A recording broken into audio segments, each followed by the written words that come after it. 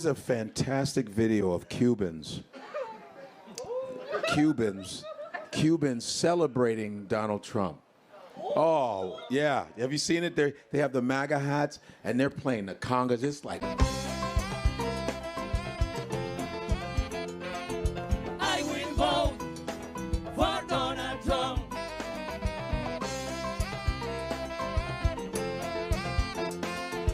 Fucking... Donald Trump es mi favorito. Donald Trump es mi favorito. Donald Trump, ¡huepa, huepa, hey! Donald Trump es mi favorito. Mi favorito presidente número uno. ¡Huepa, tan, tan, tan, tan, tan. I'm telling you, it's fantastic. A couple days ago, they're like, what's wrong with that? Leave me alone! I can't believe this shit! It's been happening frequently at the 333 Miami Avenue Federal Court building. Janet Correa's husband was detained this week. According to her immigration lawyer, he has already been placed on expedite removal. But I love you, Donald Trump! He's like, buenos dias. Muy malo. Oh, cucaracha, cucaracha. I'm so sorry, so sorry. Muy malo. Adios, amigos. Buenos tardes. Goodbye. Anything with an O is Spanish. We're taking it away. Potato, tomato, I don't give a shit. It's all Spanish. How can you do this to us, Donald Trump? We have a party. Please. I laughed for 20 minutes. It's just really interesting to me that it's like they played their little white card on election day and they're about to find out they're people of color. One more time. One more time. One more time. Hello, I'm Jess. I got you a compilation for the year 2025. The best clips of FAFO Mexicans and, of course, and Cubans, okay? That's what we just started with, the Cuban song. And it is gonna be really good, so stay towards the end because you're really gonna like it. I think this is my will say. Cue the music.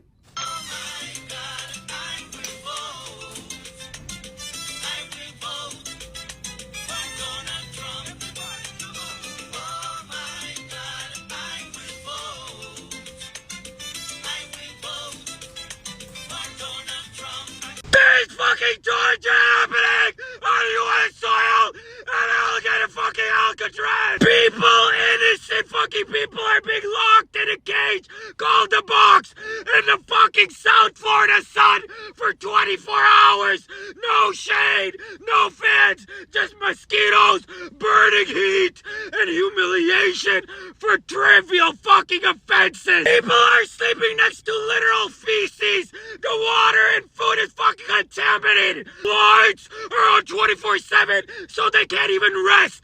Insects crawling over their bodies. Limited showers, limited dignity. And these are mothers, fathers, children, fucking human beings. Amnesty International is calling it torture. Innocent humans are being tortured in cages, for God's sake. I'm not here to play it safe. I'm here to fucking scream for those who can't. If you've got a fucking soul, stand up. We fight for basic human rights. We fight for justice. We fight until every goddamn cage is fucking empty. A pro-Trump Cuban rapper is about to be deported, and he's been told by the administration that he has less than 30 days to pack his bags. The rapper's name is El Funky, and I'll read what he posted on Instagram just recently. He wrote, "I have 30 days to leave the country or I will be deported. I ask all my Cuban brothers who know my anti-communist trajectory and the congressmen in this country that more than ever, I need your support today." This is a really crazy story, so buckle up, and remember to add the Midas Touch podcast right now on Apple Podcasts and Spotify. As this article from Politico notes, El Funky fled Cuba to reside in Miami, and although he was previously championed by Cuban politicians Marco Rubio and Mario Diaz-Balart, the two have not spoken publicly on the rapper's behalf, but the possibility of deportation has not changed El Funky's stance on Trump, despite him not being able to legally vote. The rapper has previously stated, "If I could vote, I would have voted for Trump. He's the strongest president when it comes to Cuba." Earlier this month, U.S. immigration authorities denied El Funky's residency application under the 1966 Cuban Adjustment Act. And if he is indeed deported back to Cuba, he faces likely imprisonment there because his music helped fuel the largest anti-government protests in Cuba in decades. And despite that, let me remind you once again, he still supports Trump. Follow Midas Touch now for more news. The family of a South Florida parolee is trying to fight it, saying that he was allowed into the U.S. legally. Local 10's Christian De La Rosa live now with our exclusive tonight. Christian.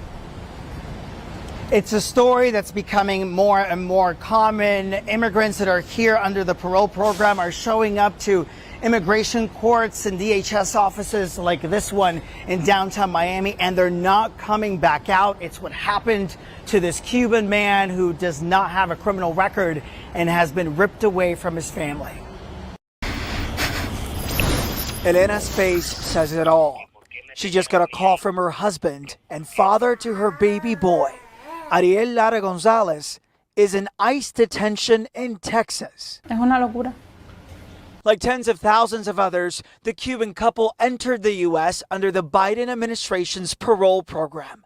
2 weeks ago, in Miami, Lara Gonzalez went to what he thought would be an interview to apply for residency, but instead, ICE agents took him into custody. This government has to detain 3,000 people every day. Immigration attorney Wilfredo Allen is representing Lara Gonzalez. In the last 20 years, I have never seen so many people so afraid. I have never seen lawyers concerned about, can we be targeted? As the Trump administration ramps up the number of detentions to meet its deportation goals, Allen says Cubans in the U.S. with parole can still apply for protection under the Cuban Adjustment Act. But he fears even then, many will fall through the cracks. From ICE detention, Lara Gonzalez tells us he remembers hearing Secretary of State Marco Rubio saying this new administration would have the back of the Cuban people. He feels differently now. No es fácil, mijo. His grandmother telling us her biggest fear is he'll be sent back to Cuba, where he is registered as an anti-government activist. So Cubans do have recourse. They can apply for this law that will offer some form of protection, the Cuban Adjustment Act, when it comes to Haitians, Venezuelans, and Nicaraguans that are here under the parole program. The attorney we spoke to says they must lawyer up, they must get informed, and apply for asylum as soon as possible. Live in downtown Miami, I'm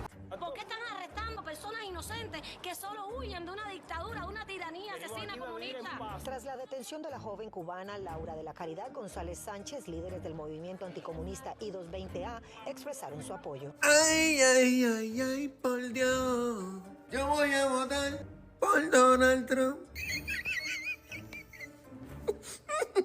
Economía. There you go, ladies and gents. Another Cuban anti-communism group who voted for communism and now is angry at Donald Trump because he is imposing his mass deportation on Cubans in Miami. Pero ven acá, caballero. Olvídate de eso, caballero. Pero ¿qué tú crees que es lo que iba a pasar a hacer? What do you think was going to happen? Los leopardos te están comiendo la carita, mira. Ahora, qué rica sabe la arepa. ¿Viste cómo se aprende? You see how you learn? Que te... Hello there, MAGA. Hey, let's just cry about one life, okay? Let's just cry right now about the guy who was spewing a lot of negativity, right? Let's just cry about that guy. Yeah. But 1,200 people are missing from Alligator Alcatraz. 1,200. Let that ring in there. One fucking nasty person and 1,200 people missing. But you guys don't give a fuck, right? You guys care about the nasty person, huh? And I'm sorry. I'm sorry. There's no heartfelt feelings here for that fucker at all. Hey, I'm not making fun of his death. I am telling you the truth. Okay? If you guys have no feeling for what happened at Alligator Alcatraz, then F that. F that. I ain't got no fucking feelings for your goddamn dead god, whatever he was, because you guys are fucking got some kind of god complex, or you guys should be gamblers, because fucking gamblers can't stop being, people that have that fucking, I think too many of you MAGAs have seen Fatal Attraction, the movie, because you guys get fucking fatally attracted to people. Holy fuck. Don't talk about my God. Oh my God. Don't talk about my orange God or my fucking gum God. I don't understand the gummer. But if you guys think people cared about your gummer, you don't know what's coming. You don't know what's coming. As of yesterday, ICE has resumed deportations to the country of Cuba. After a 2-year hiatus, 123 Cubans have been deported back to their country. 83 out of the 123 had presented themselves along the U.S. and Mexican border and were deported, and the other 40 migrants were intercepted at sea. ICE is expecting a surge of migrants crossing into the U.S. and Texas border as soon as the Title 42 ban is lifted, which is scheduled to happen on May 11th, 2023. Yo, as a Cuban living in Miami, I want to apologize on behalf of the rest of us that just don't see it. I don't know what it is that we don't see. The Department of Homeland Security is telling us what it is, and a lot of y'all are acting completely oblivious to the situation. So the Department of Homeland Security tweeted out, "The stakes have never been higher and the goal has never been more clear. Remigration now."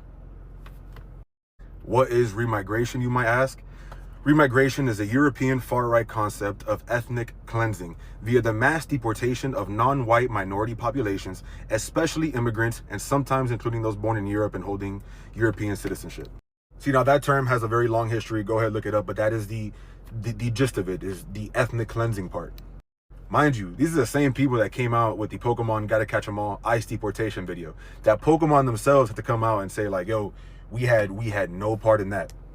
And I don't know if y'all have seen the deportation videos, but they're not going around asking y'all for documents if you can't speak English. And what's even crazier is that it's like 43% of Miami doesn't speak English. Y'all think ICE isn't gonna make its way down here? They're letting us cool out for a bit because they know that a large majority of Miami is Republican.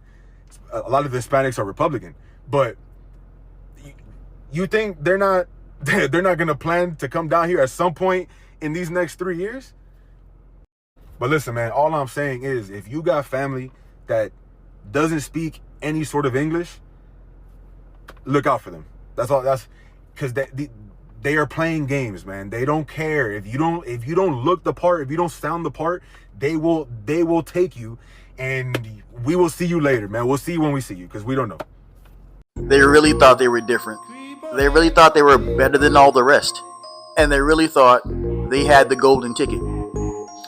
Cuban community responds with outrage after mother is deported, leaving her nursing baby behind. The deportation of Haiti Sanchez, a breastfeeding Cuban mother, has sparked outrage within the Cuban community in the U.S. And you know what? I don't have a video this time, but you know what I do have? I have my favorite song. Cue the music. I will vote for Donald Trump.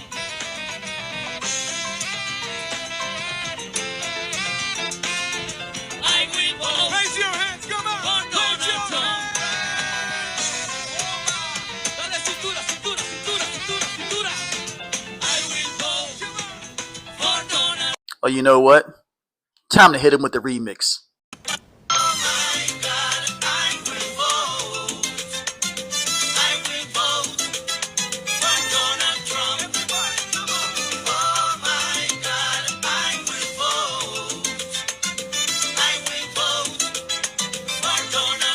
This is very, very, it's extremely hard. Magda Verge is beyond desperate. Her husband, Alexis Rodriguez, seen here with her, was transferred to Alligator Alcatraz, this detention center in the Florida Everglades. Berge told me on November 5th her husband came to Miramar for an appointment. And in Miramar, they told him, you know, you're going to be detained because we're going to execute your deportation order. Through this recently created website, Immigration and Customs Enforcement lists Alexis Rodriguez's criminal past. I know he made a mistake he made more than 25 years ago. Okay, he paid for that mistake. Magda told me her husband served 2 years in federal court. While interviewing her, Rodriguez called. The only thing I'm asking for is allow me to leave this country. According to his wife, Rodriguez has been at Alligator Alcatraz for over a month. The food is terrible, he said. I asked him to explain what he meant. Muy poquita. Cold, very little, does not taste good, he went on. We're only allowed to take showers every 3 days. The toilets are next to us. 32 people are together using 3 bathrooms. He told me he stopped eating and taking medications in spite of being diabetic because he cannot live like this. Amnesty International released a 61-page report last week. They interviewed 4 inmates in September, detained at Crum Detention Center who had been to Alligator Alcatraz.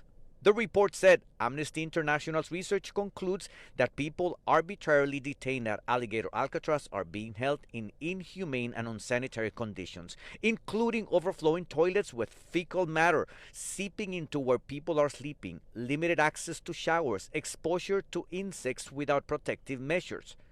We reached out to the Florida Division of Emergency Management, the Florida state entity in charge of Alligator Alcatraz. They responded saying, this report is nothing more than a politically motivated attack. None of these fabrications are true.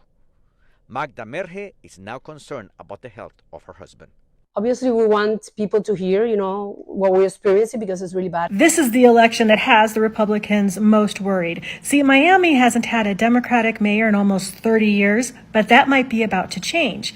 In Tuesday's election, Democrat Eileen Higgins led the race with nearly 36% of the vote, and another Democrat, Ken Russell, pulled about 18%, and that means over half of Miami's voters just supported Democratic candidates in a city that's long been considered a Republican stronghold. Now, because no one hit the 50% mark, the race heads to a runoff on December 9th between Eileen Higgins and Republican-backed Emilio Gonzalez, who is a DeSantis ally and former city manager. Now, if Higgins unites Russell's voters, Miami could officially flip blue for the very first time in decades, right in Ron DeSantis' own backyard. And here's why this is such a big deal. See, for years, Miami's large Cuban American population leaned very Republican, but Donald Trump and MAGA seem to have changed that. See, when you start treating people with accents or brown skin like second-class citizens, even those who once voted for you, well, they notice. And the same thing happened in the 1960s. Republicans drove black voters away for generations with their racist Southern strategy. And now they're doing the same thing to Latino voters. Trump's ICE bounty plans, his rhetoric about immigrants, his public disdain for anyone who isn't white, native-born, or compliant, well, it's all coming back to haunt him because these voters are done being scapegoated. Now, if Elaine Higgins wins this runoff, it won't just be a local win. It'll be proof that the MAGA movement's fear-based politics are collapsing under their own hate. And history tells us one thing. Once voters leave a party over racism, they don't ever come back. So Miami, Florida is officially the city in the United States with the highest amount of senior citizens that are on SNAP benefits, which is, EBT, food stamps, whatever you want to call it. The Republicans control the House, the Senate, the Supreme Court, the presidency, every single lever of power in this country, right? And if no agreement is reached to reopen the government very, very soon, next month in November, 42 million people in this country are at risk of no longer receiving food stamps, EBT, overall SNAP benefits, right? That includes senior citizens, that includes children, that includes people with disabilities, that includes just low-income people overall, right? And it's pretty sad and at the same time ironic that here in Miami is where we have the highest level of seniors in the entire country that are on these kinds of benefits. Because on one hand, it's really, really sad and messed up that someone that has worked 20, 30, 40 years in this country, that has earned their retirement benefits, right, can no longer receive them because of a government shutdown. With the cost of living in Miami, that's extremely high. the economy in general that's terrible, it's unfair for seniors to not have that assistance to be able to at least eat dignified every single month. But on the other hand, Donald Trump won the election in Miami-Dade County with 55% of the vote.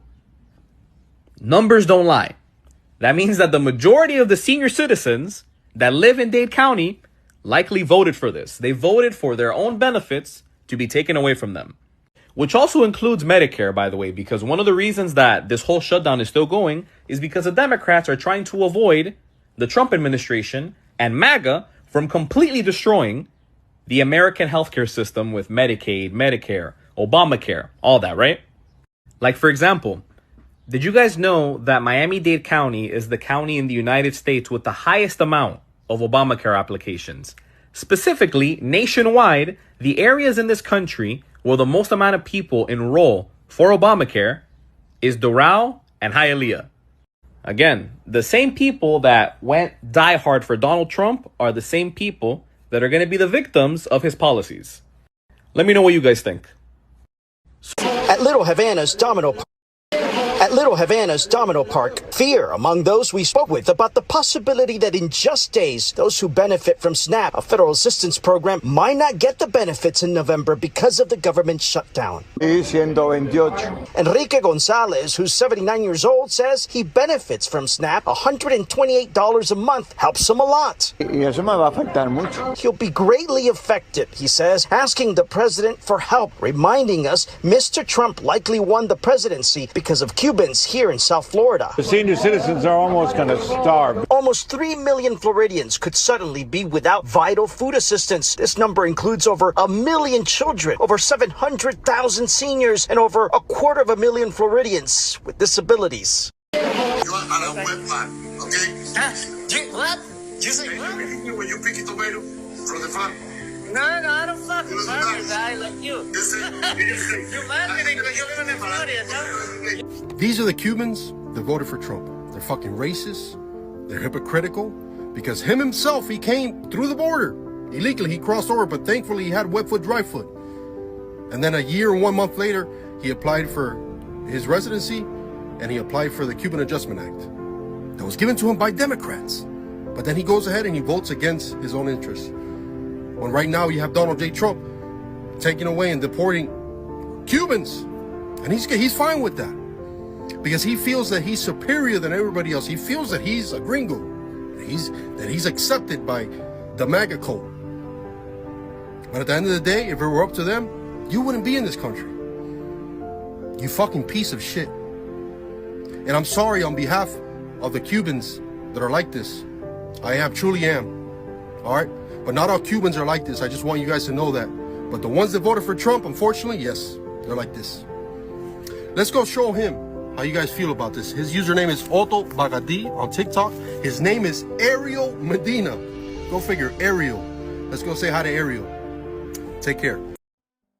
The man who immigrated to the U.S. from Cuba when he was 9 is on a hunger strike while in Africa, hoping to get the attention of the man he once supported. He was very pro-Trump, super Trump supporter. Monica Mosquera's dad was taken by ICE a couple days before Father's Day. Her father, Roberto, went for an annual check-in with immigration agents back in June and was taken into custody. But instead of being deported to his native Cuba, the 58-year-old is one of at least 5 men sent to a maximum security prison in the Kingdom of Eswatini over the summer, a small country in Africa criticized for alleged human rights abuses. How we go from one moment of me hugging my dad and being with him all the time and just being his little girl, and then to he's just on a different country in prison. For what? He did his time years ago. The Department of Homeland Security highlighted Roberto Mosquera as the worst of the worst, stressing he was a convicted murderer. It's kind of messed up that you guys are labeling my father as a murderer. We found Mosquera has a lengthy criminal record in Miami-Dade, and it shows he was convicted, not for murder, but for attempted murder back in the 80s. He spent years getting his life back on track. He is a plumber. Very, very hardworking. His attorney adding now his life is on the line. Monica tells me she's very concerned about her dad in this hunger strike. She hasn't heard from him in over a week. His attorney alleges not only is this against international law, you have a man in a prison on no charge.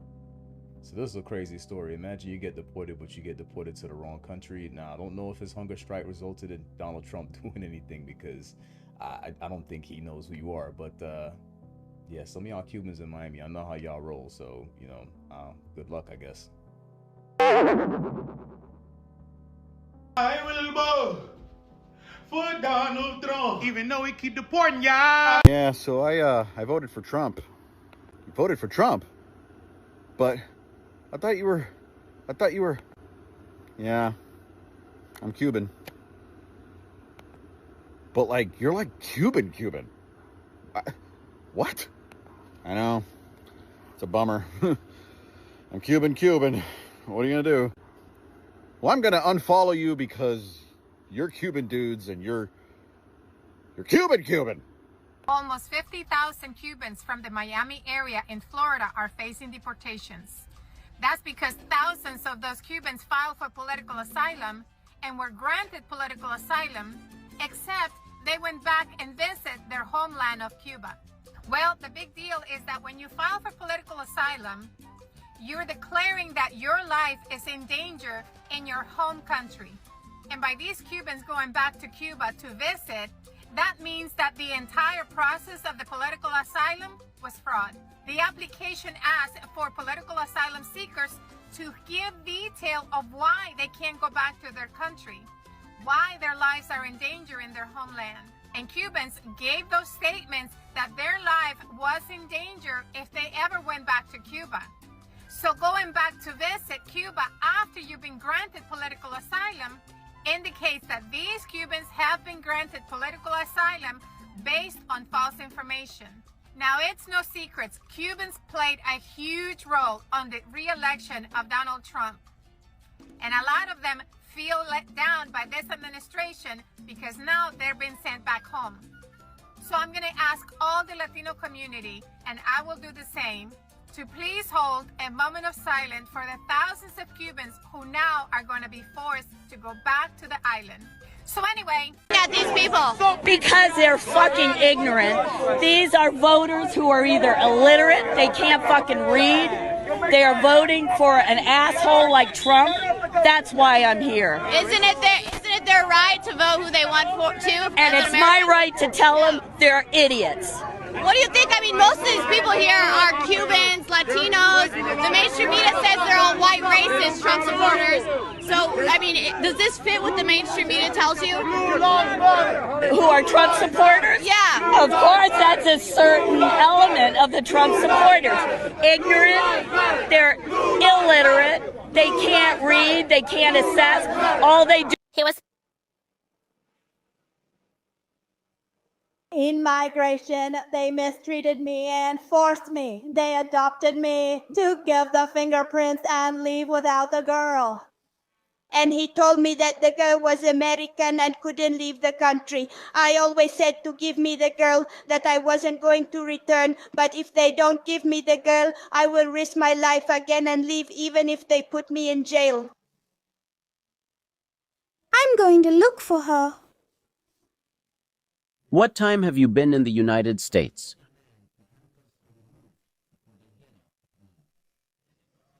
2 years. 2 years? How did you enter with some illegal status? Legal. And I never want to go again in my life. The deportation issue is a very ugly program. Sometimes we think that over there, the dreams, the places, and when we realize the harsh reality of what is lived in those places, there's no country like this one. Who do you have over there now? My son and my 2 grandchildren, the only family I have left. Not yet, though. They don't know I'm here in Cuba. Because since Monday, I've been in this process.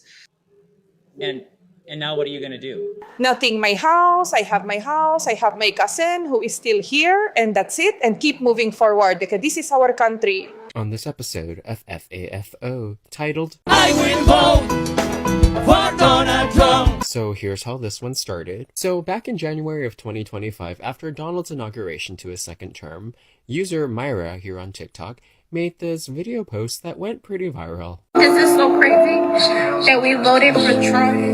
We trust him with the words that he promised us Latinos. You know, as much as Donald lies about a lot of things, this is the one thing that he mainly kept his promise on in terms of mass deportations. Because he didn't lie about this one. And I'm mentioning this to Myra because let's see how she's doing a lot more recently. Because if you take a little peruse on her TikTok page, she posted this image on October 10th of 2025, saying, "This is not fair. Someone send this. They took my uncle this morning. This is not fair for people going through this. Everyone be careful because they're breaking windows." And I did a drop down on that photo for this caption where it says, "Everyone be careful because they're breaking window and they took my Theo this morning.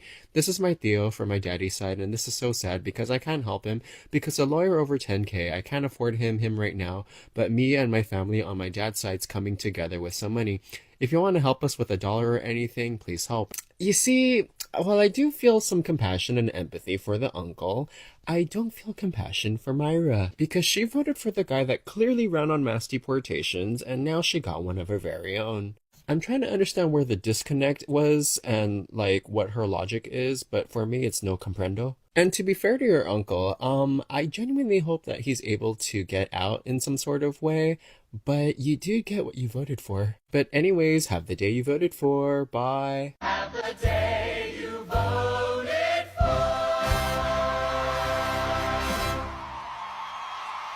Okay, Randy, it's been almost a year. How's your dude doing in the White House? I don't know if he's gonna make it. What you mean by that?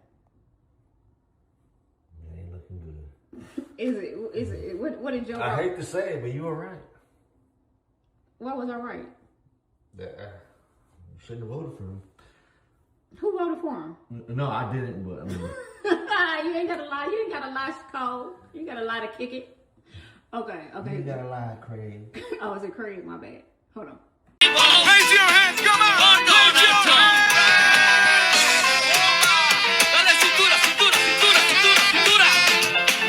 But baby, today the Cubans are fucking around and finding out because Trump has moved to end refugee resettlement and parole for Cubans, Haitians, and Venezuelans. The parole program had allowed more than 530,000 migrants from the 4 countries, Cuba, Haiti, Nicaragua, and Venezuela, to temporarily immigrate to the U.S. throughout the Biden administration through a sort of digital queue called the CBP-1 app. Trump has terminated the CBP-1 program effective immediately, which means that tens of thousands of people that were waiting on their immigration appointments have lost them. And migrants from all over, across the southern border, are now at the border feeling the motherfucking pain.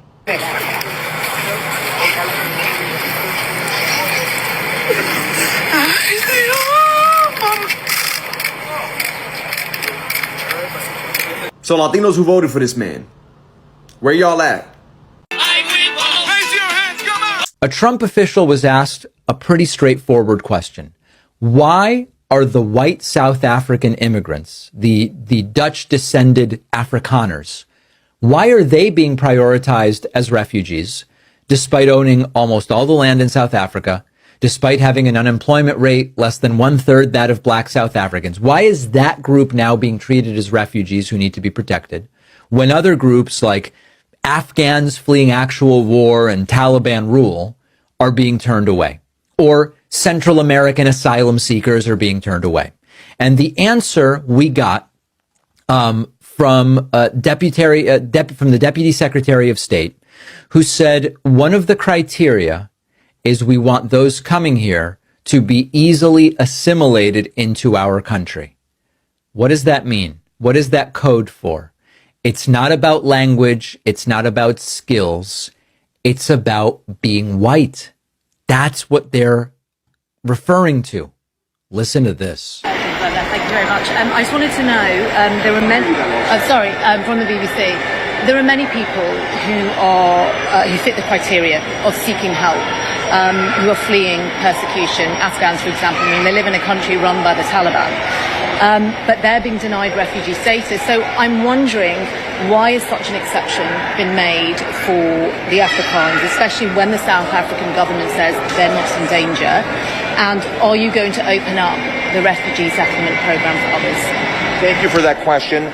I think you may recall that on the president's first day in office on January 20th of this year, he issued an executive order that paused U.S. refugee programs that had been going at record levels under the prior. Hispanics for Trump. Blacks for Trump. How y'all doing? Y'all all right? How is the world around you today? Is this what you imagine?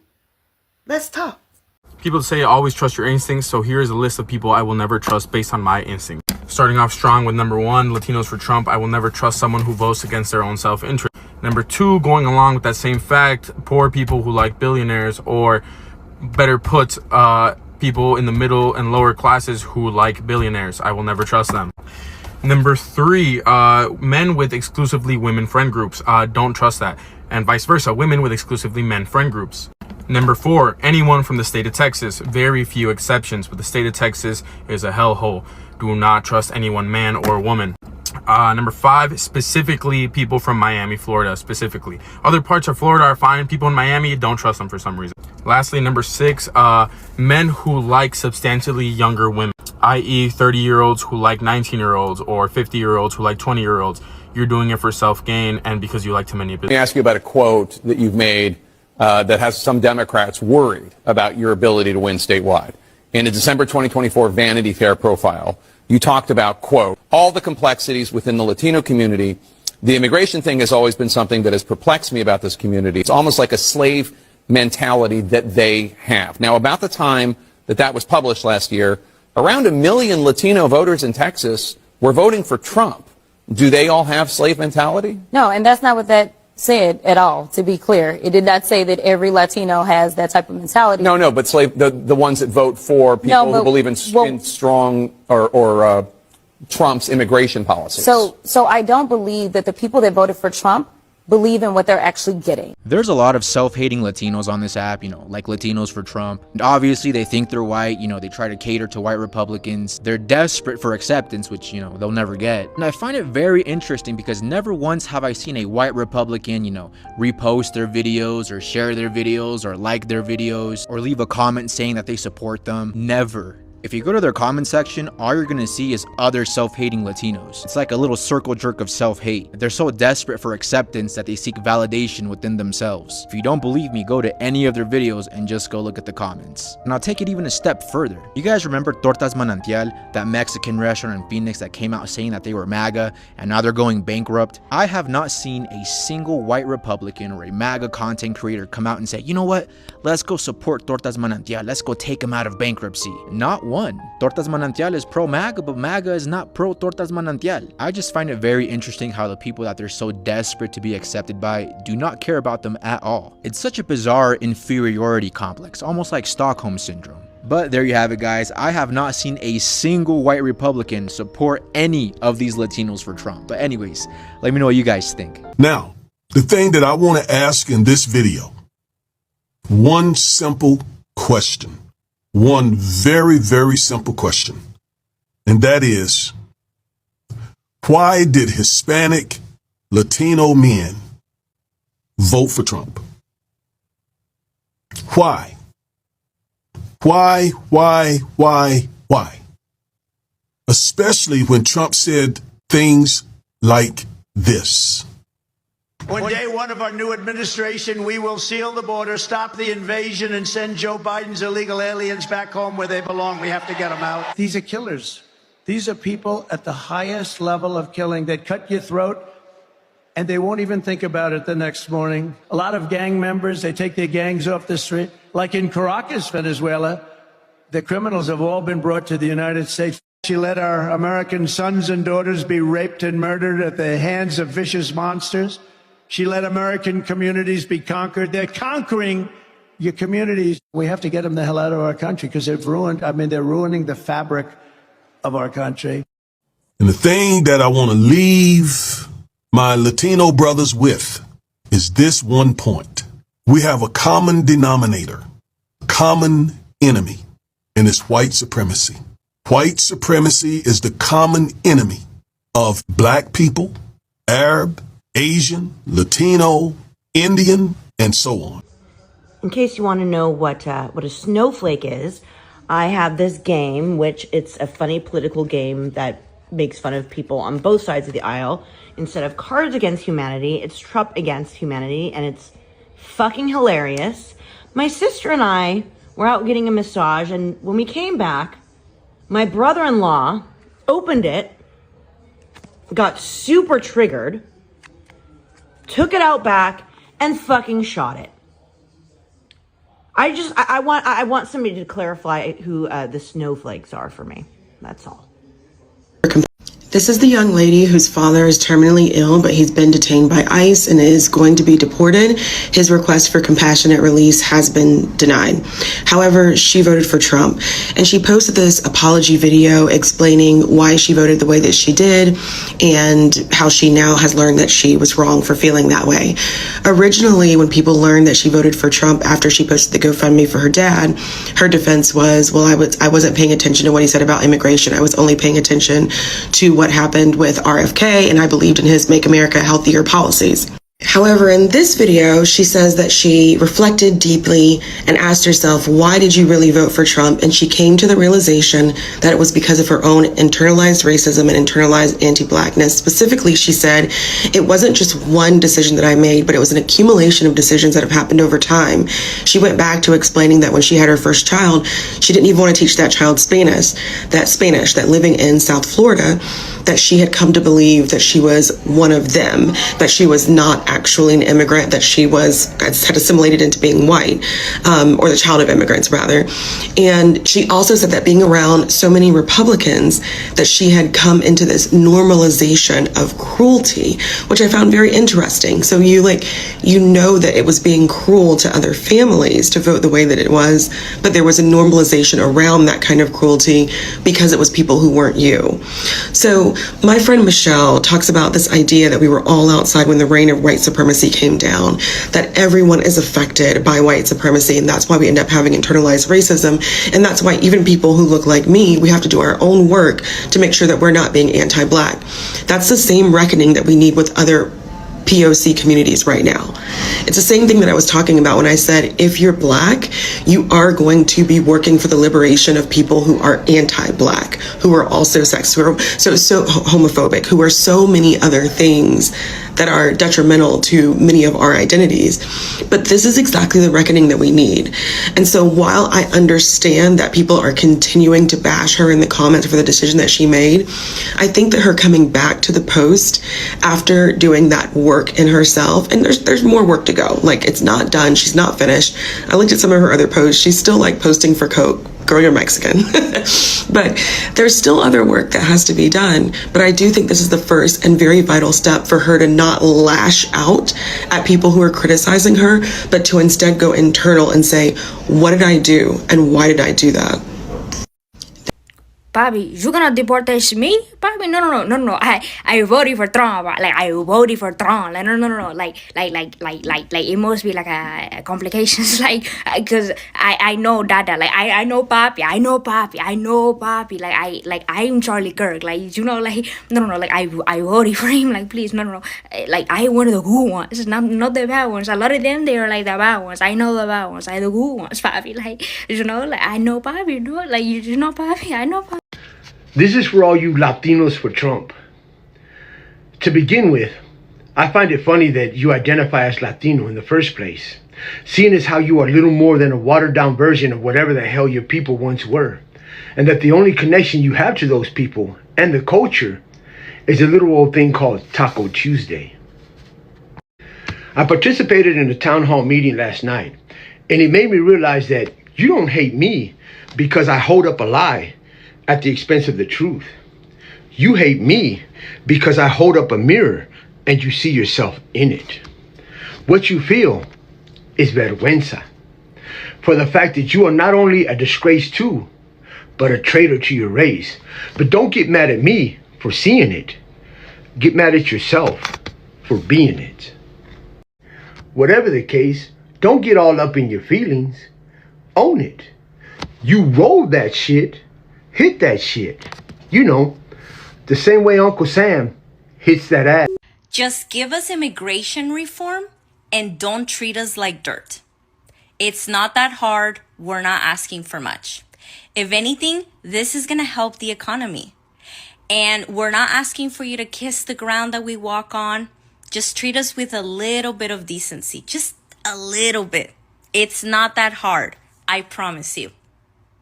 Bro, you came here illegally, so you're getting sent back. Like, I'm not really understanding where I'm supposed to feel bad. Like, it's the law. Like, what? Am I missing something? Like, we also can't do that. We can't go to other countries illegally and just pop up and start working and all of that without things in order, without abiding by their laws. And to be honest, it's a much worse punishment if we end up doing that. I feel like America is being generous. Y'all are getting caught and then being sent by a plane or sent by a bus back home. That's pretty generous if you ask me. Like, if I go to Russia and try to pull that off, I might not come home. They might lock me up for 50 years for trespassing. Like, I'm confused. The media is trying to make us feel bad. And they're like, oh, this person was 15 years old. He was a hard-working boy. He was in high school, blah, blah, blah. And he was an illegal immigrant from Guatemala. Bro, you lost me. You lost me. He's illegal. So I'm sorry. Like, that's just what happens. I can't feel bad no more. Everything you said before that is disregarded. I'm sorry. Unfortunately, it's more common than you think. So Tony Vara actually just did a video on this, but it's very common for Latinos that are from Cuba, Venezuela, and Nicaragua to be Trumpies. And the reason for that being is they usually associate leftist politics with dictatorship regime. So when Democratic politicians talk a lot about socialist issues or something that could come off as socialism, they get freaked out. Or another big factor besides political scare is the fact that a lot of them tend to be religious. Catholicism is an inherent part of Latino cultures all over Latin America. So it's actually very common for Latinos to base off of their vote off of conservative issues such as abortion and gay marriage. I think I saw a comment on another video talking about a similar issue saying like, oh, your parents are just going to ignore the fact that, you know, the current president is a rapist, you know, a pedophile, blah, blah, blah. I would like to counter your argument with this thought. There is an ongoing issue with Latino families protecting predators within the family dynamic. So unfortunately, do you really think it's surprising that they wouldn't care if the current president is one? They won't even kick out predators within their own family. But the irony of it all is that my mom got political asylum because she's a refugee and my dad was undocumented most of my life. There is this phenomena that once immigrants come into this country and they finally get citizenship, then suddenly they don't care about the rest. They want to assimilate into American culture, which is in their eyes white culture, so bad they are willing to screw everyone else so they can get ahead. And the irony is that that's never going to happen. It's unfortunately very common for Latino families, especially if you come from a religious background. Yeah, the fact that so many Latino Americans voted for Trump really shouldn't surprise anyone, despite the fact that he gained most of his initial political traction off the strength of anti-Latino immigrant sentiment. The reason it shouldn't surprise anyone is because of paintings like this. This is called the Heden Son Jicam. I said that like it's French, but it's not. It's Portuguese. It's Brazilian Portuguese, and the process being depicted here is known as blanqueamento in Brazil. Basically, these two have a child together, and their child is ostensibly white, even though the child's grandmother is a dark-skinned black woman, and the dark-skinned black woman is praising God because her bloodline has been redeemed. Yes, this has to do with the Latino vote in 2024. So Heden Son Jicam means the redemption of Ham. And as some of you may know, the story of Ham was used to help justify the enslavement of African people for a long, long time. Blanqueamiento is also a concept in Spanish-speaking Latin America and often gets tied up with phrases like mejorar la raza, which means to literally improve the race. So what does this have to do with Trump winning? Well, in America, the enslaved African population was smaller than the white population. The indigenous population was continually being expelled or G-worded. And although SA and SV resulted in a lot of mixing to the point where most African Americans are almost 25% white, in Latin America, projects of domination looked a little different. Intermixing had a different connotation, and people were often encouraged to marry someone with the goal of having a child that was lighter than them. Obviously, colorism is not a uniquely Latin American thing, but it's what's being overtly stated. Even in the context of a country like Mexico, where the black population is relatively smaller compared to somewhere like the Dominican Republic, I think there's a really different perspective about how people relate to Europeanness. All the tensions that existed between America and Britain,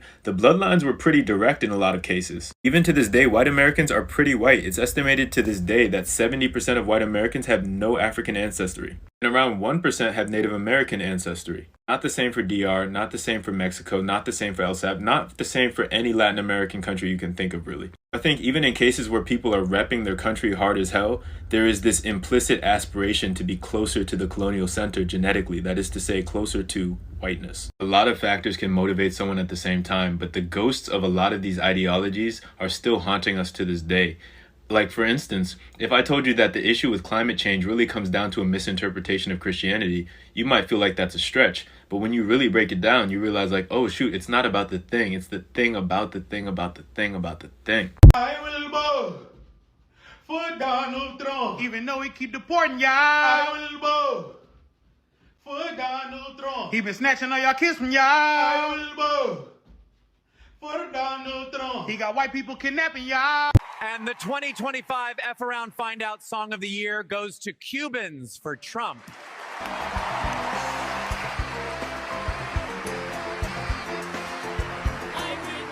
your hands, come on! Raise your hands! What is this place? This is the land of the white man. We have to reclaim our land. White power! White power! White power! White power! White power! White power! White. Excuse me. Could somebody tell me where the exit is? You're dead meat.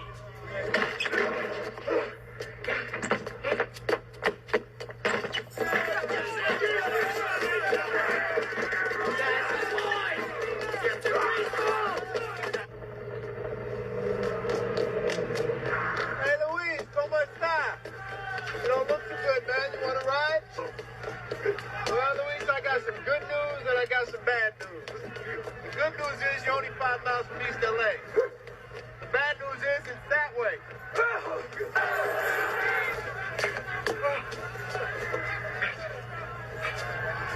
Hey, relax, man. I know how to handle these people. Hey, listen up. Luis says the white man can kiss his ass. Make sure you tell him you're friends without Sean.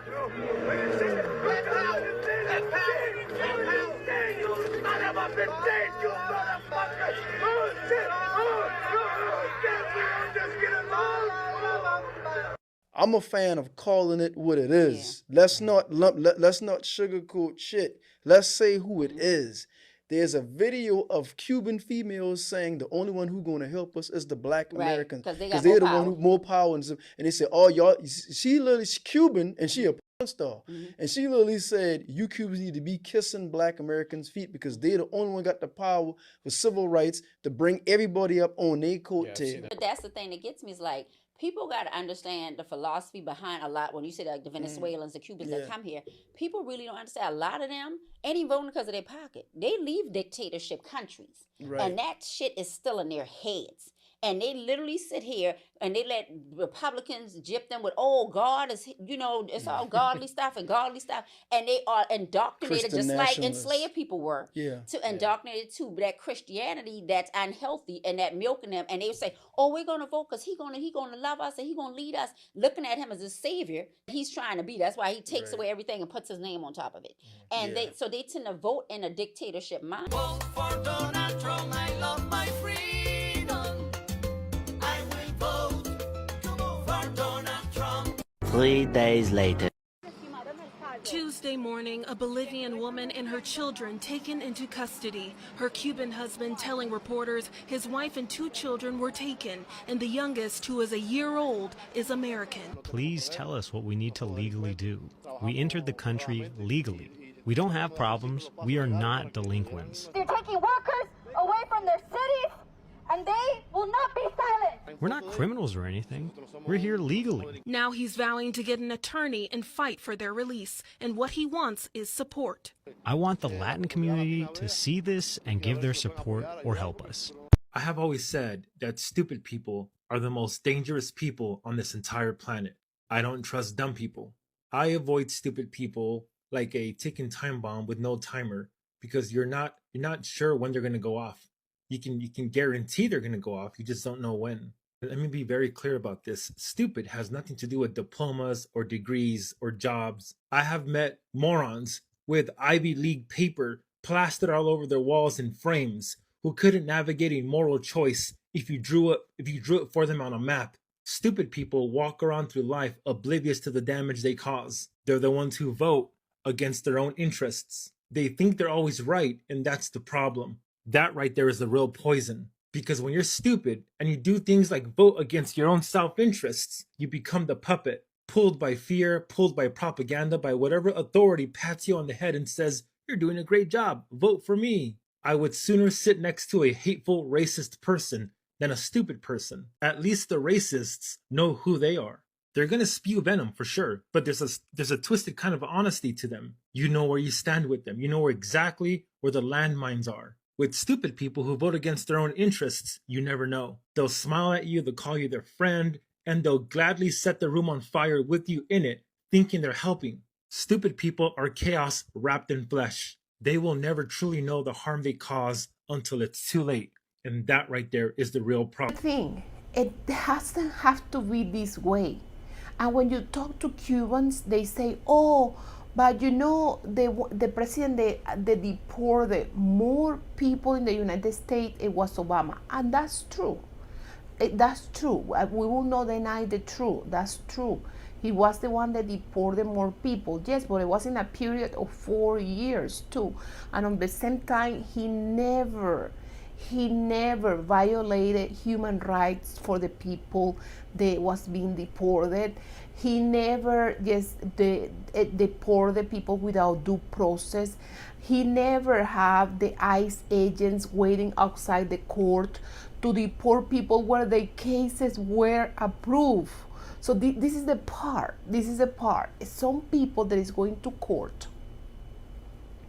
for their cases, their asylum cases, and the cases are being approved, and ICE is waiting outside to take them to detention sentence and deport it, even where the cases are being approved. So they are not following the law. They are not following the court system. They are being irrespectful to the judge, to the point that the judge have to say, okay, don't go through this door, go to that other door, because if you go through this door, ICE agents can arrest you, and if you go through this door, if possible, they will not arrest you. This is just crazy. It is crazy. La Fefa Cubano. It's not that these fuckers didn't think the leopards would eat their face. They thought they were fucking leopards. That red wave that went through Florida, you could ride that bitch all the way back to Cuba. We tried to fucking tell you. I don't understand. Folks from Cuba that want to avoid an authoritative communistic regime like Castro somehow gravitate to the fucking Republicans. Look at these fucking assholes down here. Look at these flags on this fucking boat. You think that Trump in any way is going to help anyone that's not white? Cubans aren't light enough. To Trump and the people in power, you're nothing but la cucarachas. White mediocrity is trying to pop off today. But that's not what we're talking about. I'm going to talk about the fucking morons who help white mediocrity pop off today. Hey, Cubans for Trump. You're going to deport all you fucking Cubans who thought you had rights here because your skin was light. Yeah, that's what it is. See, if you have dark skin, light-skinned Latinos think that they're better than you. No, you're not. You're one of us. But here it is. You were so stupid that when white billionaires told you that Barack Obama was Fidel Castro, you believed them. When they told you that Hillary was Fidel Castro, you believed them. When they told you that fucking Kamala was going to be worse than Fidel Castro, you believed him. And you know what happened? White mediocrity won.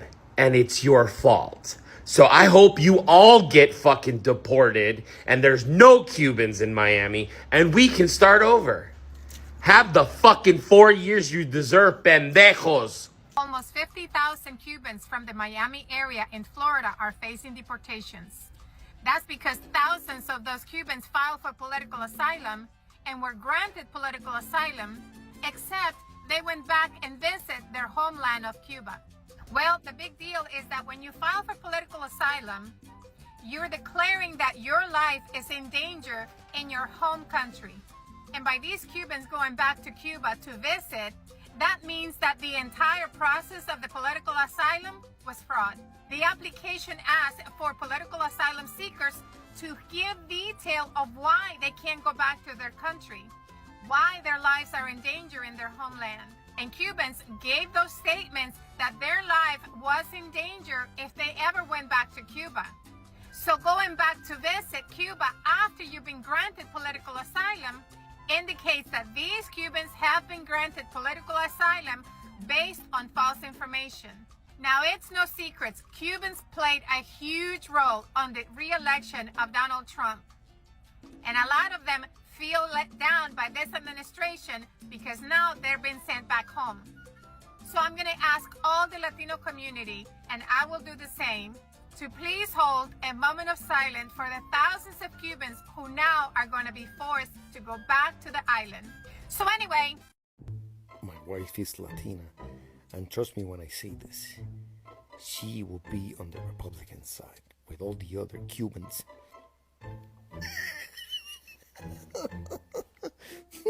Their giveaway. Their giveaway. But let's keep reading. Fighting against communism. She said her family watched this happen in Cuba. And it's okay. We know about Cubans. You can keep her and all the other cowards that are going to fight with you. Cubans are not very reliable for the Civil War because they ran away from Castro like the cowards they are. And, you know, they couldn't defend anything there. They couldn't defend their freedom in their own country. So why would they defend it in a country that's not even theirs? What I suggest is you take all of them that are going to fight with you, the 76% that vote for Trump, and have them serving like pan con lechon and water. See how that helps you out? I'm a fan of calling it what it is. Let's not sugarcoat shit. Let's say who it is. There's a video of Cuban females saying the only one who's going to help us is the black Americans. Because they're the one who more power. And they say, oh, y'all, she's Cuban and she a porn star.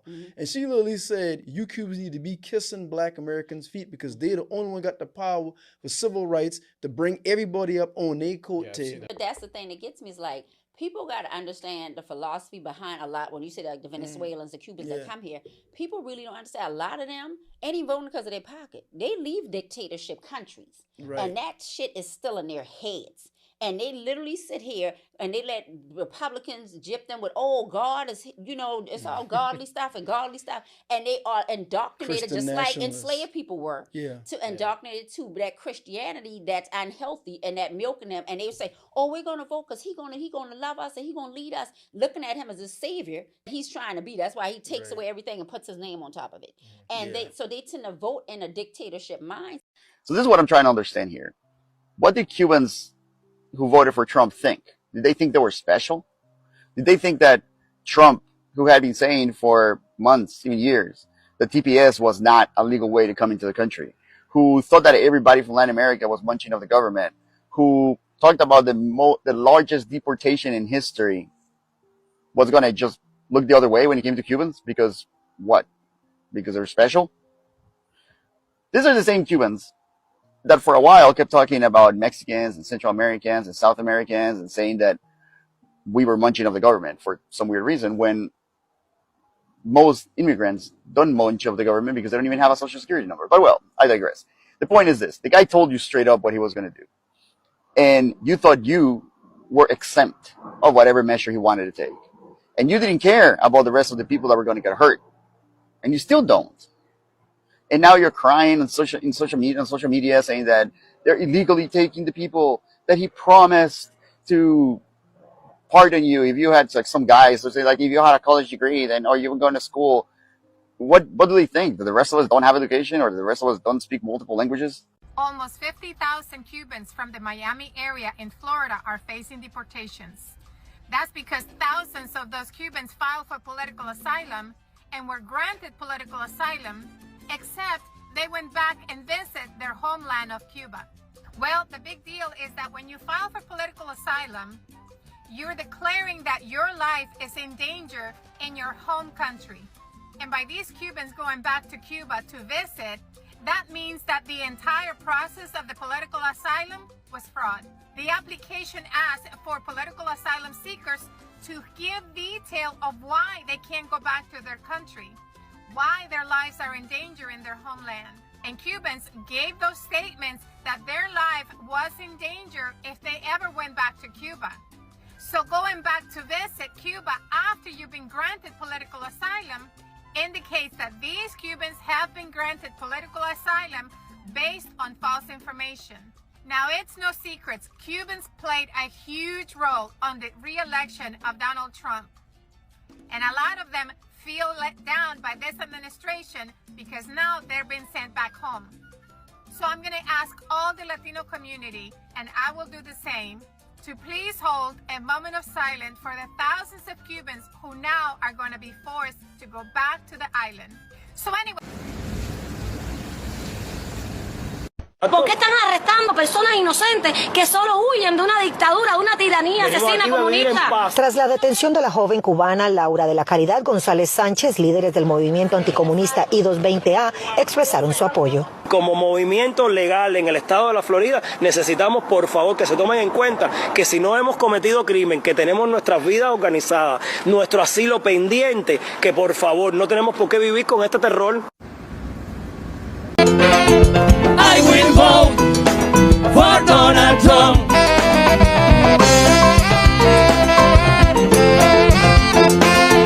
I will vote. Raise your hands, come on. For Donald Trump. Oh my God, I will vote. Arriba. I will vote for Donald Trump. I want to thank Los Tres del Habanas. How did I do, Mercy? For their incredible performance. Nosotros lo hicimos porque nosotros queríamos. A mí nadie me pagó un centavo. A mí nadie me dijo que esto iba a ser beneficioso, ni siquiera que iba a Oh my God, I will vote. I will vote for Donald Trump. That's what y'all did. Those people didn't even get paid to do that. Crazy. The wordplay that the GOP specifically used in Florida, especially Miami, on Venezuelans and Cubans is unreal. They told you guys that they're only going after the criminals. You guys are the criminals. When you come to this country illegally, that's the crime. But what you do is you seek asylum because you're saying you're running away from a very bad government. But you still have to get here to seek asylum. And when you seek asylum, you give your name, where you're living, where you're working. That's how this works. So that's what they did. They didn't go around trying to find a bunch of illegal immigrants everywhere because that's difficult to do. Apart from the farms and the construction sites, it's hard to find illegal immigrants in the country. They don't leave a paper trail. But people that seek asylum do. And that's why they went to y'all houses in Miami and picked y'all up because they knew where you were at. Your paperwork wasn't completed. But hey, I will vote for Donald Trump. You voted for your people to get deported because he don't give a shit what you look like. Y'all could look white, you can have the proximity to whiteness, but you are from Cuba and he don't give a shit. So thoughts and deportations. Oh my God, I will vote. I will vote for Donald Trump. Y'all stand 10 toes down in your vote. Don't start bitching now. I myself am Cuban. My whole family is immigrants, so you would think, hey, I'm pro-immigrant. He can offend Cubans tomorrow and I wouldn't care, as long as my life is better and my peers are enjoying their life as well. What I would like to see is more jobs come up here, less war, a backbone for America, a better immigration policy. My father came here, got us all citizenships from overseas.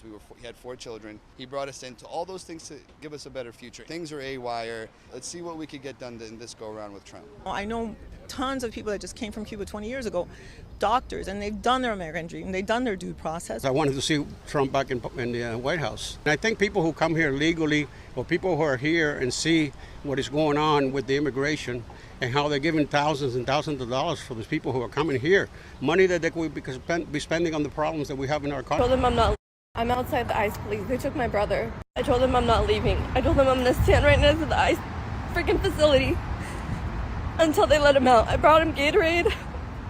He's done nothing wrong. He has no criminal history. He's done nothing wrong. He's literally a kid. He goes to school and he works. Like, he's done nothing wrong. I need an immigration lawyer to come and get him out because I can't. With all my credentials, I can't. My kids are going to be without their dad for 10 years. And yes, and if you are a Nicaraguan, if you are a Cuban, if you are a Venezuelan, if you are any of these countries that have political asylum here in this country, you are in trouble right now, but more trouble than even the Mexicans, okay? Because if the Mexicans get deported, they get deported to Mexico, and that's the end of the story. If you have one of those political asylums that they maybe cannot send you back to your own country, whew, this gets scary for you, because they are deporting people to Sudan. They are deporting people to Salvador. They are deporting people to any other place that you cannot even imagine. At this point, in Alligator Alcatraz, it's supposed to be 1,700 people. Though the 1,700 people, 1,500 are completely missing. They don't know where these people went, and these people, most of them are Miami Cubans, okay? Because the ones that was taken to Alligator Alcatraz were the ones that was in Cuba. The deportees, they were in Cuba, in Miami, sorry. And yes, Cubans deportee. And they don't know where these people went. They don't know where these people put it. I don't know if the government just don't want to go all conspiracy theory, but they maybe kill them. I just don't know. But I know that these people is not there. And this is just crazy how things are going. And this is unbelievable. This is unbelievable, guys. Yes, Cubans, they thought that they were better than anybody else, and time is proving them wrong. And I cannot even believe it, how they came from a dictatorship and they want to put a dictatorship in here. Can you guys explain that to me? This is just, every time that I had to talk about Cubans and Venezuelans, me being a Venezuelan, I just cannot understand it. The signs of the dictatorships are really clear. And actually, they put a billboard in the middle of Miami that it compared Donald Trump to Castro. And Miami Cubans were furious, okay, because they was telling them the truth. They couldn't even assimilate the truth when they compare Trump with Fidel. They don't want to hear about that. They don't want to know anything about that, okay? Oh my goodness, this is quite a video, okay? This is quite a video, so stay towards the end. I enjoy your guys' comment when you guys tell me, Jenny, I laugh with your videos so much. Jenny, I laugh so hard. Jenny, your videos are funny. Keep up the good work. I appreciate your comments. I read them all. I just don't have time sometimes to put the little heart in all of them, but I go through them, okay? Sometimes a video have 800 comments, so it's impossible for me to put a heart in all the 800 comments, but I read them, okay? So I do appreciate them so much. Stay towards the end. I have zero sympathy for Cubans that voted for that delinquent motherfucker. Y'all are now facing the consequences of your own actions because of your pure fucking ignorance. Look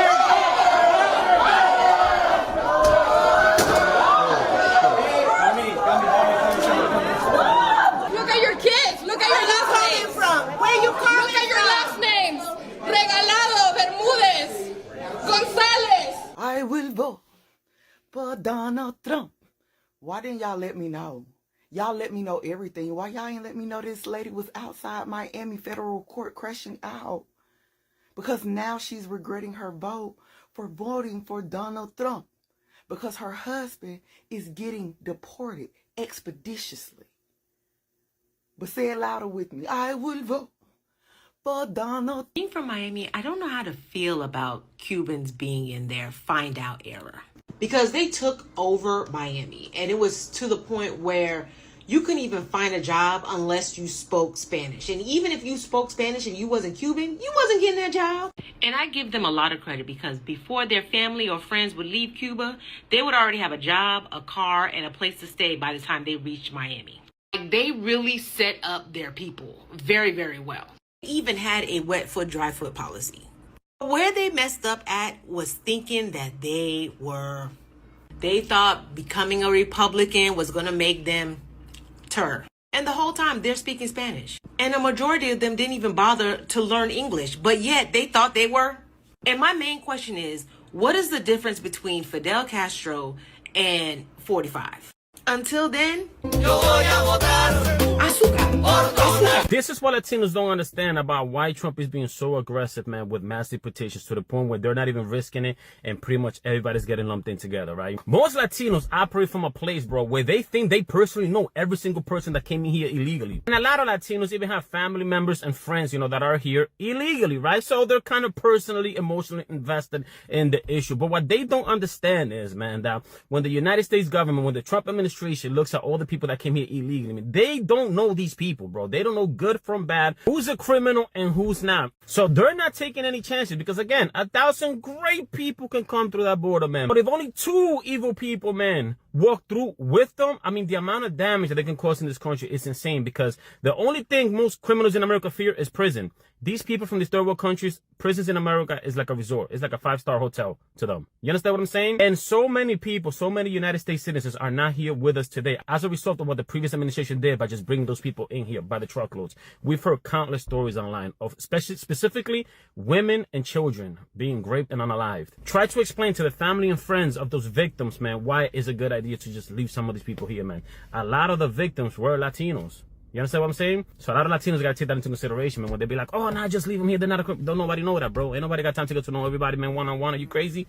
My mother always told me, when somebody throws stuff in your face, like, I did this. We did this for you. I did this for you. This. Excuse me. That means they never did it from their heart. It wasn't pure. They only did it to hold it over your head. And let me say something. I'm going to say this to the Latin community and all the other communities that's trying to bully us into coming out there to protest. Let me explain something to you. You can shove that talking point. Talking about, well, we was out there with y'all for Black Lives Matter. I'm going to tell you what. I didn't ask y'all to be no damn where. I know me. I didn't ask you for shit. I didn't ask you to do nothing. I didn't ask you to stand out there. I didn't ask you to do nothing. What I did, I called on my community to be like, we need to be out there. We need to be doing putting out resources and all that shit. I ain't asked nobody else. See, all of this anger, energy that you got towards us, you need to do that to the people in your community that voted for this. That's what you need to do. Leave us alone. Stop bothering us. We told y'all over and over and over again for months. We said this. And y'all got to made a little bop. I billboard for Donald Trump. That's exactly what y'all did. Latinos for Trump, holding up signs, talking about mass deportation. But like we said, we clocked y'all's tea. We clocked it. To my Hispanic brothers and sisters, we do know that all of y'all did not vote for Donald Trump. But we do know that more than half of y'all did. Your argument is not with us. We have shown you what can happen. We have shown you what white people will do to you. We've shown you. But you do not want to be anywhere associated to black folks. I mean, they're literally doing what they did in history. If you think about it, they said those who don't understand history will be doomed to repeat it. Today, history is being repeated in a modern way. So they say that the Hispanics, which I'm not quite sure about that, but they said the Hispanic back in the day ruled the southern part of the U.S., right? Folks do know that Mexicans, Hispanics, and Latinos are not the only immigrants in the United States of America. For all the black folks out there, real quick, y'all do realize folks from the Caribbean are considered immigrants. Folks from the continent of Africa are considered immigrants. So when you say as black folks, this is not our fight, or you're sitting it out because they voted for this, who is the they? Because people from Latin American countries are not the only people that are getting kidnapped by ICE. And folks being deported are not citizens and therefore cannot vote. The biggest content creator on this app was detained by ICE. He is not Latino or Hispanic. He is black and actually has European citizenship, from Italy to be specific. So where's the line? Because y'all do know Shirley Chisholm, both her parents are from the Caribbean. Marcus Garvey, Jamaica. Malcolm X's mother is from Grenada. And that's not a state in the South. And for everyone still talking about the election, but somehow anti-immigrant and immigration, y'all do know Kamala Harris's parents are immigrants. Are now crying and suffering the fucking consequences of their own stupid fucking motherfucking actions. I just watched 3 back-to-back interviews with different Cubans that came from the island that had some type of application in with immigration and were deported back to Cuba, and they were supporters of the rapist, crying on camera. One of them even has a disabled child and another little kid. The wife had to stay back, and he was deported back to Cuba. And they were staunch supporters of this delinquent piece of shit. I am Cuban. I was born in Cuba, but I consider myself to be Cuban American. I decided to educate myself from a very young age. Back in about 2004, when John Kerry was running for president, I already knew at that point that I was a Democrat because I aligned directly with those values, because I learned in political science and U.S. history classes in school what being a Democrat or aligning with those values was in comparison to conservative values. And mind you, my family were refugees from Cuba. My dad was a political prisoner, right, in Cuba. My whole family is conservative, Republican. But from a very young age, I decided to educate myself, to go to college, to do my own research. Even from the time I was a kid, even before going to college, I did my own research. And I always have. When you come from another country and you decide to go from one dictatorship to another, and you decide to continue supporting the same bullshit, just instead of with a communist flavor, with a fascist flavor, then you are going to reap what you sow, and you are going to collect the fruits of the bullshit that you decided to vote for. So I just saw a video of a Miami Cuban woman, and on the screen, she's like, Miami Cubans having to defend our reputation because we're getting dragged online again. And I told y'all how much I hate Miami. I never told y'all why I hate Miami so much. I hate Miami so much because of Miami Cubans. See, Pisces go from empathetic to demon. Those are our 2 levers. You can keep us chill and empathetic, or you can make us demons. And I have 0 tolerance for racism directed at me. 0. I'm talking about willful hate. Like, the Miami Cubans' racism is some of the most like, their racism is even more hateful than the regular whites. If you can believe that. Because I've said this so many times in my content, that when other minority groups are vying for a seat at whiteness or an entrance into white club, the cost to that is you have to prove how fucking racist you can be to black people. This is why the Italians are more racist than, like, any minority group vying for a seat at white club. The entry is, I'm talking about violent anti-blackness, and they do that so well. Like, the Miami Cubans go for gold. They, like, if anti-blackness was a sport, the Cubans will get gold every fucking time. And because of that, they have ruined Miami for me. I don't go. And they are crying, okay? They didn't want to inform themselves. They didn't want to take the time to inform what is the really situation in the country, and now they are losing money like crazy, okay? They are losing money like crazy. And not only losing money like crazy, but getting deported, okay? Because the economy is not doing good. Miami is not doing good. They say, like, I believe it's like 30% of Floridians, or maybe more, like 50% of Floridians they are using Afterpay to buy groceries. So it is losing money. It is the struggle. It is a lot of things that are happening right now to Cubans. These men, these orange buffalo, the rapists, brought upon them. And it's just really sad that they believe in these men. It's really sad that they believe that somehow they were superior and they will not be affected by the deportation. Because when you went to Trunk,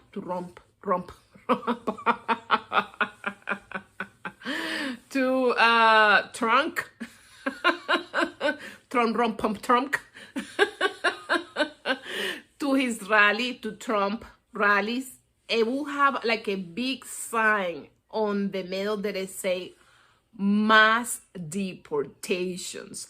So they couldn't even, like put 2 + 2 together and notice that they are gonna be the ones that get deported.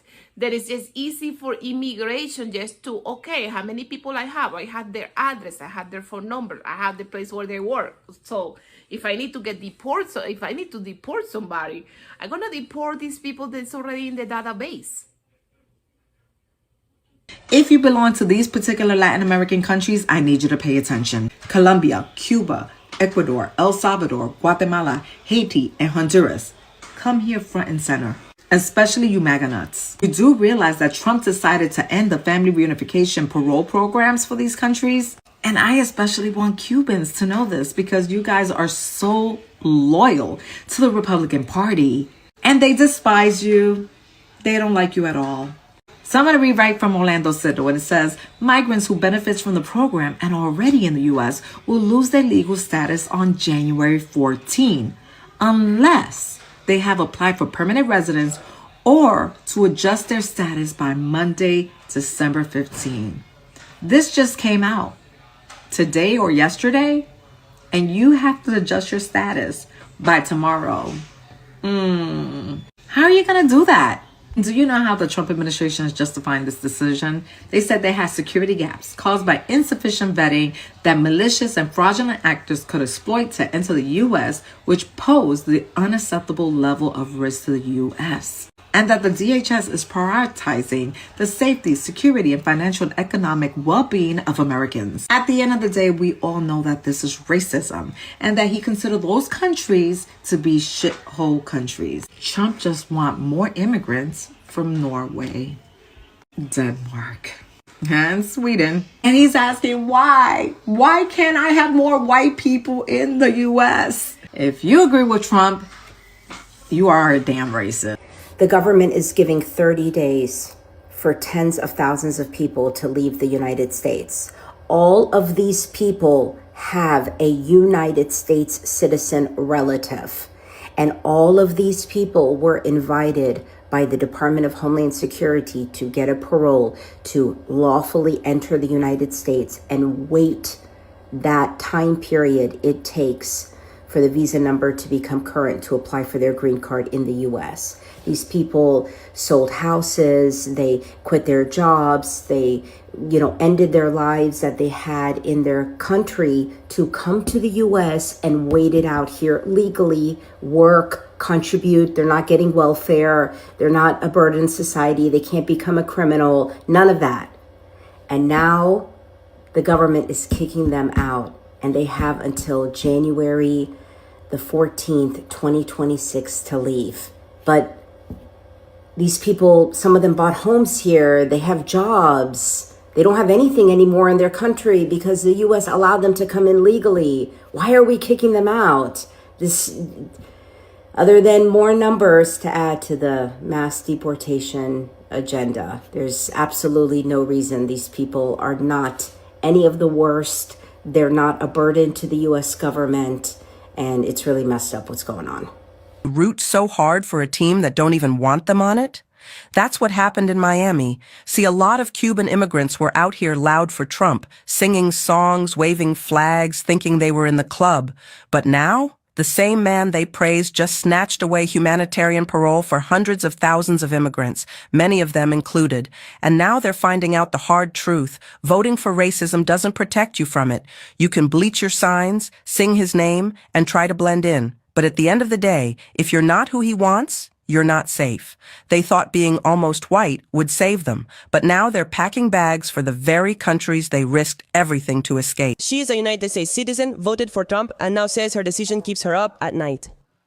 Very betrayed, because I didn't think he would do this to me.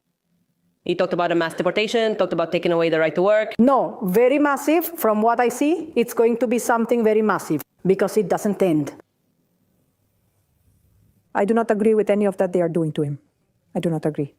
Mrs. Mercedes Capas cannot hold back her tears when she thinks that her only son has been detained by ICE for 4 months and may be deported to Cuba.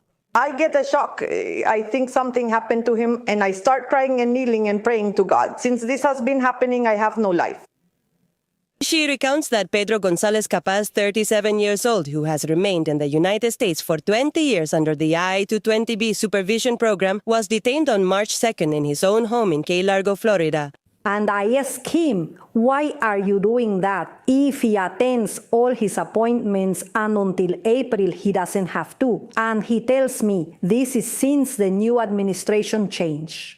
Pedro is now in the Glades Detention Center in Florida. He says that in the year 2003, he left Cuba with his mother thanks to a visa lottery. He entered a high school in Miami but did not graduate until he was 19 years old. He explains that he had a girlfriend in school who was under 18, an accusation for which he was convicted as a sexual predator and lost his permanent residency. You did 15 or 20 years. Now he is a father, has his own house. And I remember that I went to hug him. Meanwhile, the Pedro Negrita, Pedro's children are pleading with the government to give their father another chance. Because, see, I know, I miss him and I would like to see him again.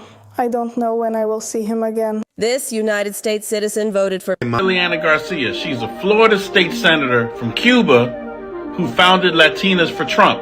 But now she's saying this isn't what we voted for in reference to his immigration policies. But wait, it actually is what you voted for. And it's what you wanted people to vote for. Because this is what Trump said he would do when it comes to immigration. Now she feels some type of way because Trump is targeting Cubans amongst other groups. And that's where her family is exiled from. And now her family members from Cuba and her supporters and people all across the country need lawyers like me to help fix her fuck-ups.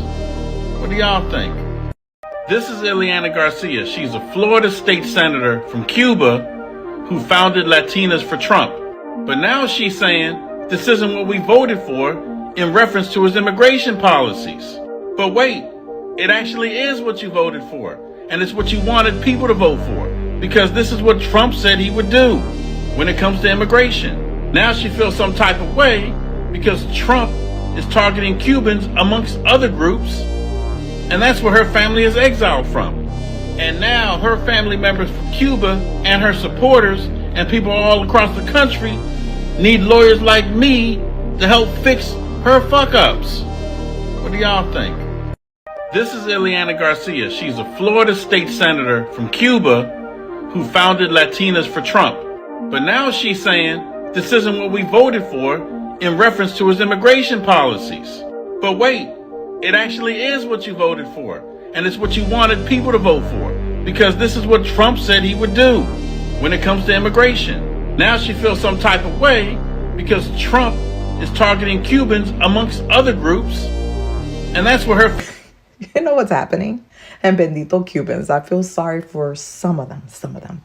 But what they're doing now is that on my comment section, they're like, I am Cuban, but I am not that Cuban. I am not that Miami Cuban. Let's differentiate. And we do have to differentiate because the Cubans in New York City and New Jersey are quite different than the Miami Cubans. And I don't think people realize that. Yeah, there's still some Cubans in New Jersey and New York that voted for freaking Trump. But I believe the vast majority of those actually voted for Kamala Harris because they tell you that there's a distinction that I am not that Cuban. I am not Miami Cuban.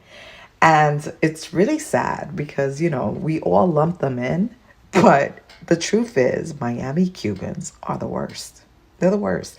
They are, you know what? They already know what they are. And they're definitely not for their people. So what do you think? You know what's happening? And bendito Cuba. While this video is for anyone, I want this to reach Latinos living in America, especially ones who voted for or support Donald Trump, especially my Miami Cubans. Yesterday, Donald Trump signed a bunch of executive orders. One of them seeks to end birthright citizenship. If you were born in America, the 14th Amendment says you are automatically a U.S. citizen. He wants it to be where if you were born in America, but your parents weren't U.S. citizens, you are not a citizen. I feel most of you probably don't care because you believe, and he claims, that this is just meant to combat illegal immigrants who are using this as some sort of a legal loophole to try and stay here, or at least to make sure that their children are citizens and can stay here. But I have a question for you. Is this retroactive? How far back does this go? If you are a U.S. citizen because you were born here, were your parents citizens when you were born? If they were citizens because they were born here, were their parents citizens when they were born? How far back does it go? Are you going to lose your U.S. citizenship? Now, the ACLU has already filed a lawsuit to try and stop this. But if you're a Latino in America who supports and likes Donald Trump, when you see this, does this make you feel like he cares about you? How about this? Many of you, your first language was Spanish, or still is Spanish, or at the very least, it is the language of your parents or your grandparents. As a result, many things in America are offered in Spanish as well. That is certainly true of many government websites. I want you to go to Google and I want you to type whitehouse.gov Spanish, and it'll pull up this link, which will take you to a version of the White House website that is completely in Spanish, and I want you to click on it. Because this morning, that page looks like this. It no longer exists, and the Trump administration has confirmed that they took it down. The only option is to click a button that takes you back to the home page, which is in English. You should consider that they never cared about you. All they cared about was your vote. And now that they have it, they're happy to get rid of you. That button that takes you back to the home page, it could just say home page. Instead, it says go home. And I think they're sending you a very clear message when they did that. While this video is for anyone, I want this to reach Latinos living in America, especially ones who voted for or support Donald Trump, especially my Miami Cubans. Yesterday, Donald Trump signed a bunch of executive orders. One of them seeks to end birthright citizenship. If you were born in America, the 14th Amendment says you are automatically a U.S. citizen. He wants it to be where if you were born in America, but your parents weren't U.S. citizens, you are not a citizen. I feel most of you probably don't care because you believe, and he claims, that this is just meant to combat illegal immigrants who are using this as some sort of a legal loophole to try and stay here, or at least to make sure that their children are citizens and can stay here. But I have a question for you. Is this retroactive? How far back does this go? If you are a U.S. citizen because you were born here, were your parents citizens when you were born? If they were citizens because they were born here, were their parents citizens when they were born? How far back does it go? Are you going to lose your U.S. citizenship? Now, the ACLU has already filed a lawsuit to try and stop this. But if you're a Latino in America who supports and likes Donald Trump, when you see this, does this make you feel like he cares about you? How about this? Many of you, your first language was Spanish, or still is Spanish, or at the very least, it is the language of your parents or your grandparents. As a result, many things in America are offered in Spanish as well. That is certainly true of many government websites. I want you to go to Google and I want you to type whitehouse.gov Spanish, and it'll pull up this link, which will take you to a version of the White House website that is completely in Spanish, and I want you to click on it. Because this morning, that page looks like this.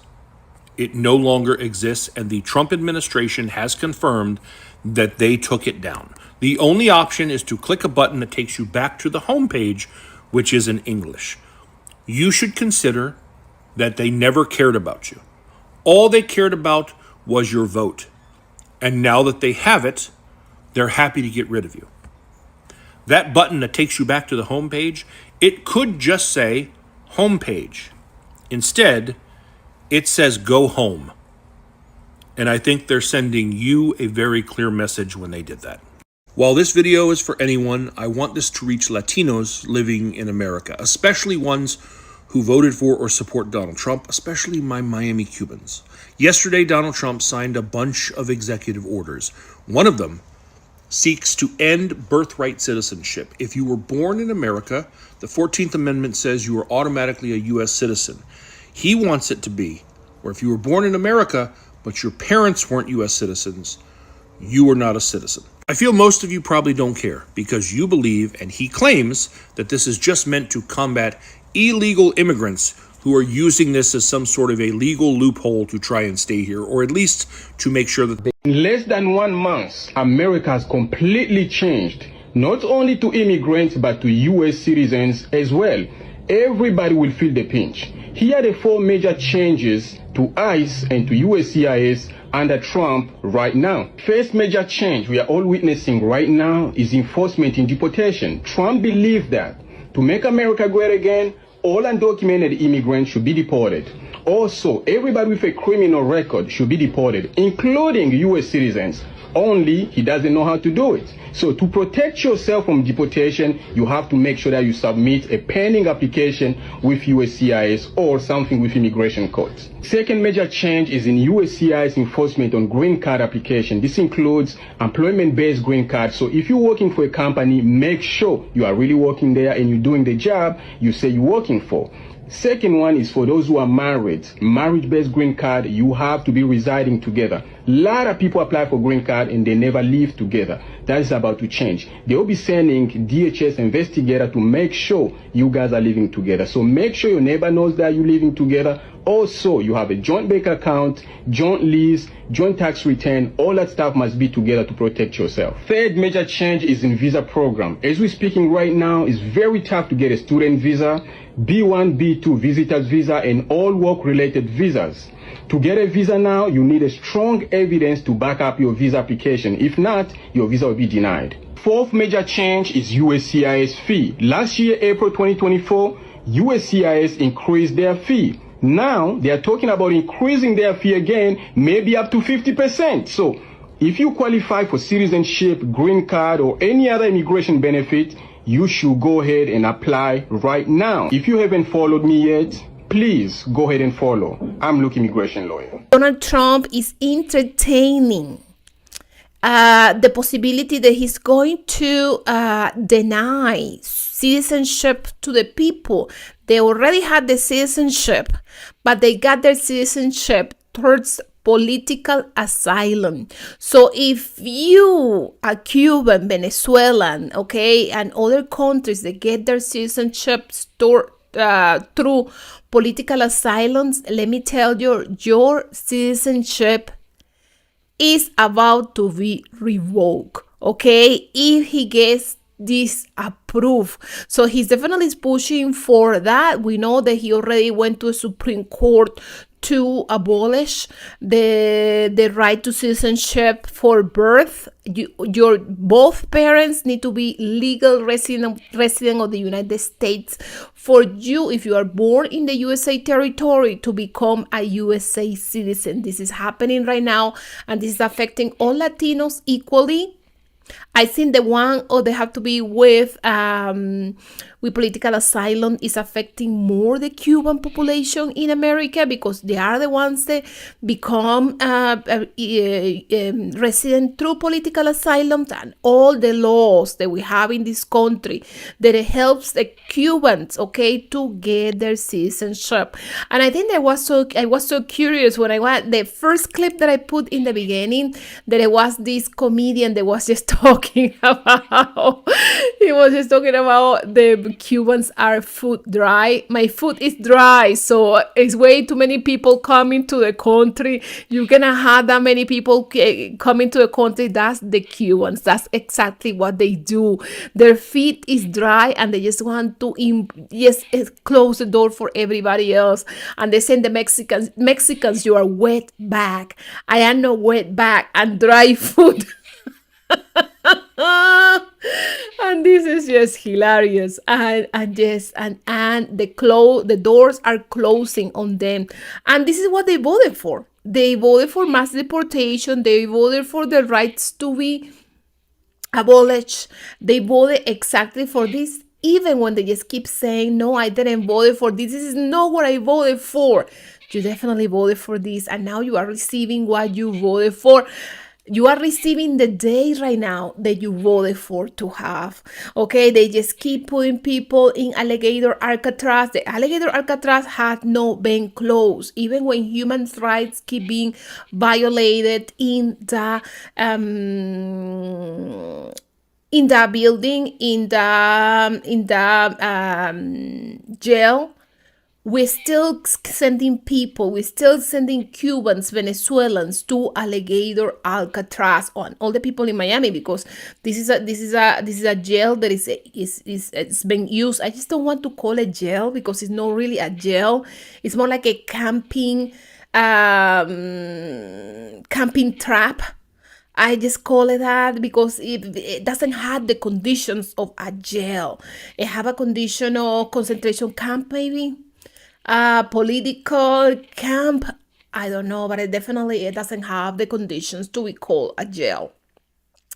And yes, and the Cubans and Venezuelans and all the people that they are arresting in Miami, the immigration ICE is arresting in Miami, they are suffering for the political consequences to go to alligator Alcatraz. So baby, drill! Greta Thunberg!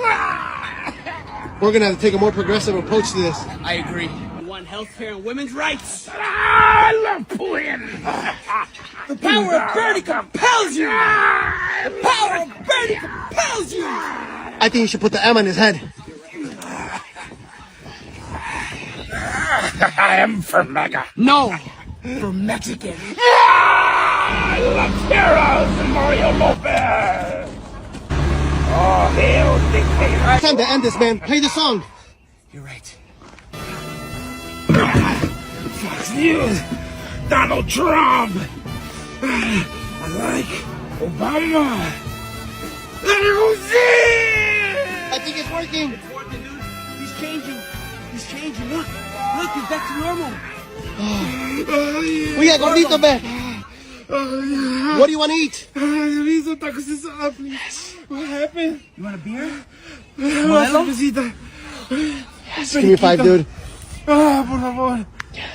Trump all the way. Are you for Trump? Absolutely. So what would you say to someone who says you're Mexican and Trump hates us? He doesn't hate us. He hates the lawbreakers. That's he right. hates the illegals. Don't come here illegally. Welcome. Come. I did. Not illegally. That's right. I came here too legally. Yeah, and making a difference. That's Not right. hurting anybody, not stealing from anybody, earning your way. Well, God bless you for being on the Trump. Trump train. Thank I appreciate you. that. Yeah, no, God. Of course, Donald Trump doesn't hate Latinos. Of course, Donald Trump doesn't hate any minorities. He doesn't hate black people. No, he doesn't. He only hates people that breaks the law. So I guess he hates himself because he himself has break the law all the freaking time. He's a convicted felon. This is the part that I just cannot just understand. You are voting, you voted for a rapist. You voted for a convicted felon. That's what you did. That's what you did. Somehow, Donald Trump is not the one who needs to be blamed for all these deportations. Somehow, black people need to be blamed for Mexican getting deported. I just don't know. It's like you guys had to help me to figure it out, watch this video towards the end, because maybe you and I, we just put our brains together and we can figure it out. I just don't know. But let's watch it. Let's see. Give me your opinion below, because I'm trying to figure it out. How come black people is to blame because of the deportations? Yes, and I have you a really good video this time. Mexicans for Trump. Okay, it's gonna be really interesting. I have a few cases of FAFO. Okay, and it's gonna be really interesting. Stay towards the end. Make sure that you drop a like, comment, subscribe to my channel. Help us to support liberal media. Help me to support and grow my channel. We are all family here. Welcome to this small family, but yes, we are family.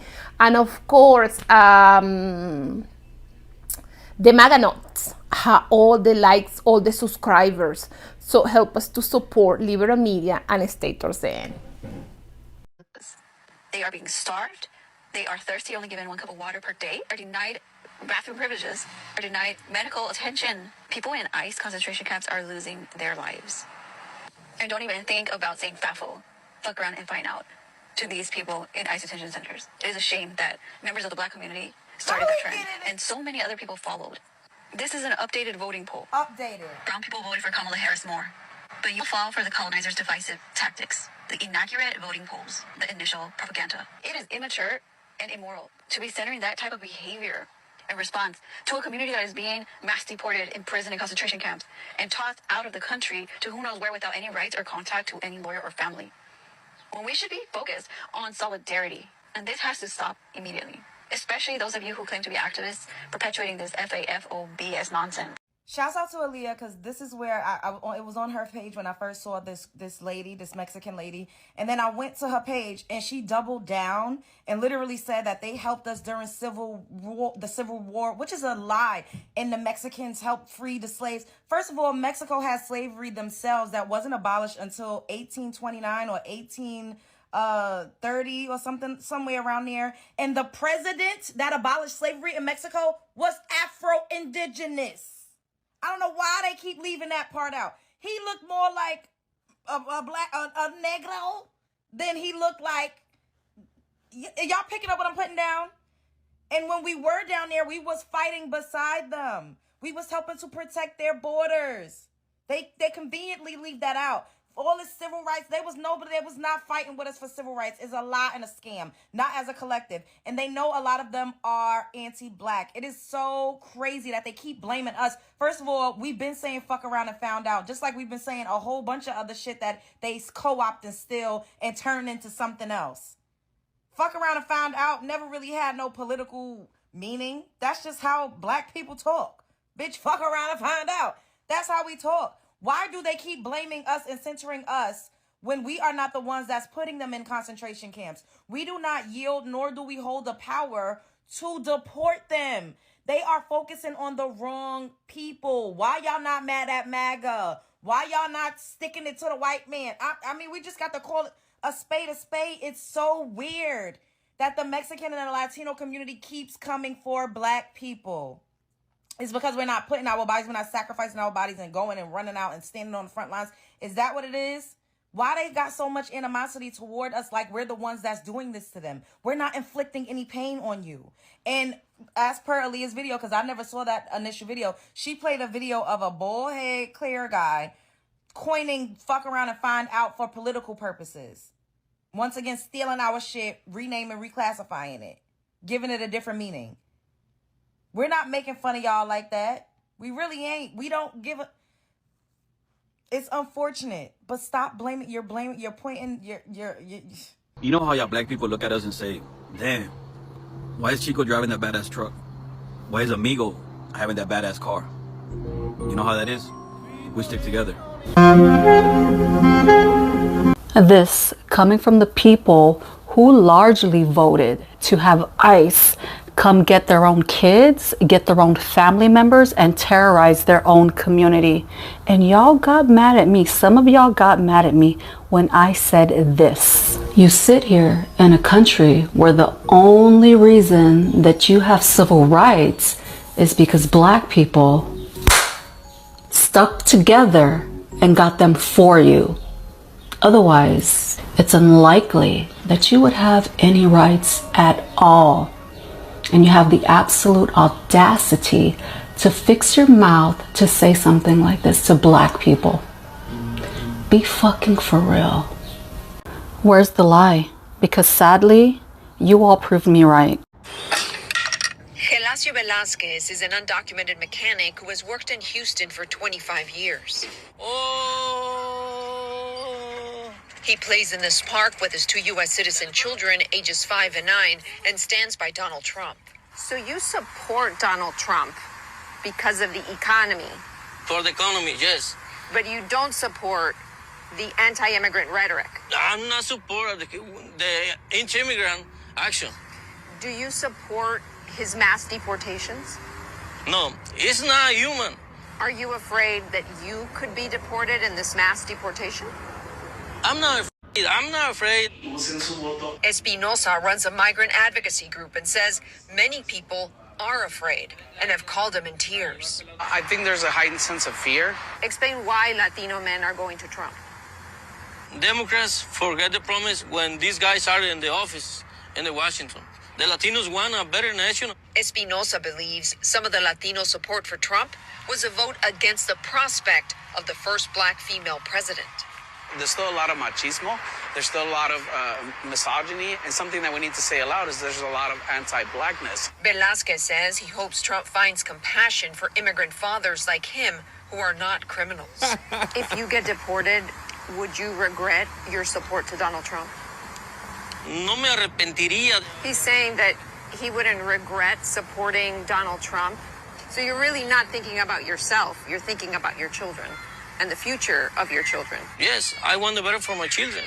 Velasquez and Espinosa, the same final question. Do you have a plan in case you get deported? I respect that decision. I leave the country. Bye-bye. I'm not coming back. Latinos for Trump, first of all, you guys are embarrassing. I've always said it, and I stand by that. It's very embarrassing. You guys are weak-minded. You guys are. You couldn't just, get through that. At one point, you guys were made fun of for being Latino, and then you guys just kind of caved in. You were like, I don't want to be Latino anymore. And that's why you guys hate yourselves, and I don't know what to tell you. But now, what I can say is that the Supreme Court is allowing ICE to racially profile, and you guys are going to find out real quick that there was nothing different about you. Sorry, you guys look like us, so buckle up. I don't even think a MAGA hat can save you now. I don't think so. I don't think they really care. They're definitely not going to tell, who voted for him and who didn't. They're not going to be able to tell by looking at you, okay? Maybe you can carry your MAGA hat and your little flags around, your Trump flags, just in case. But I don't think that's going to save you. I do hate what's happening within our community and the hatred that people have towards us. But I will say that if I see a Latino for Trump being detained, I might chuckle a little bit. You know what I mean? It might be a little, funny for me. I don't know. This Republican husband in Missouri is finding out the hard way. James Brown is a Navy veteran in Missouri. He voted for Trump thinking he was supporting tough immigration enforcement going after criminals. But not people like his wife.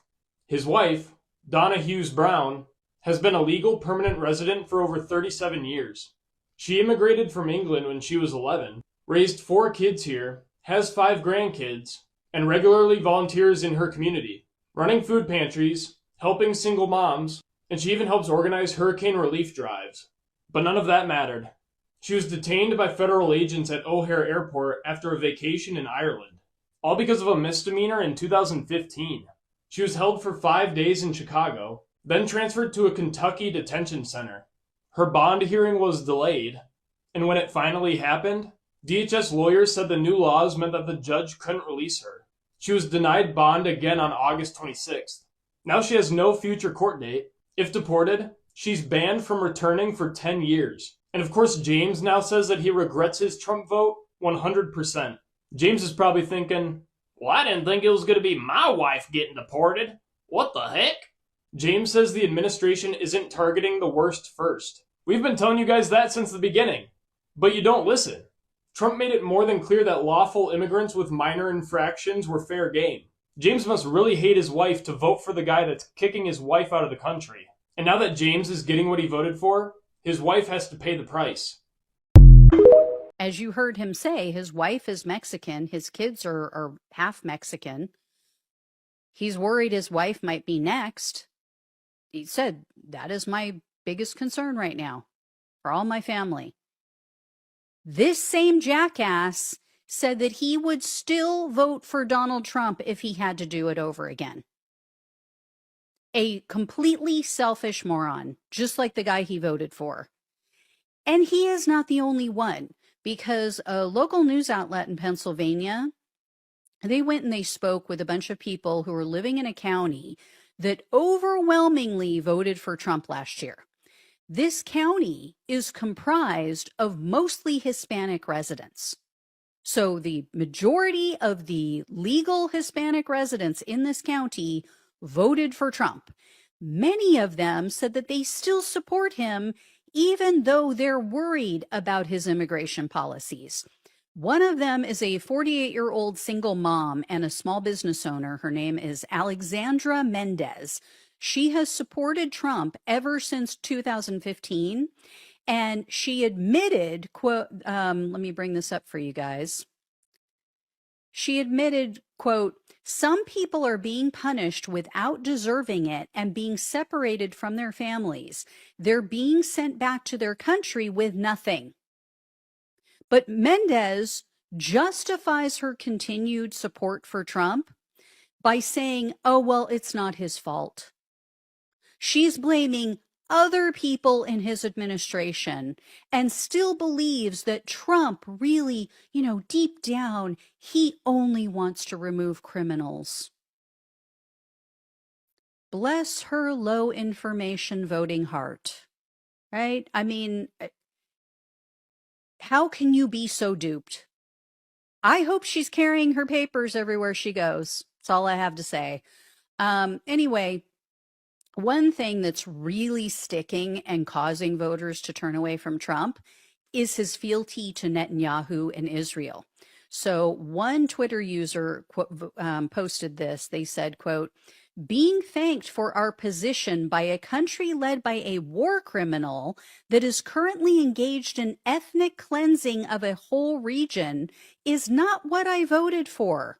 Fuck this government of craven U.S. sock puppets. Another guy named Mikey, he shared a Facebook video in which Netanyahu referred to anti-Israel right-wingers as the woke Reich. I shared that with you guys yesterday, or day before yesterday. And Mikey wrote, quote, so Netanyahu is calling conservatives who don't agree with him the woke. You think Kamala would have done a good job? Why? Because she wouldn't deport people? And that's the only thing you stand on? In the entire country, the way this country is going, deportations are the only thing you should judge a president on? You're crazy. You're so small-minded. We have foreign policy. The Mexican Americans, they might make it a priority reason, yes, right? But if that's the hill you're going to die on, you should step the fuck away from politics. Because? We have foreign policy. We have trades.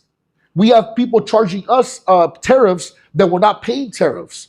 You know what the tariff was from China, Japan, here to us so they can import their goods to us? 15%.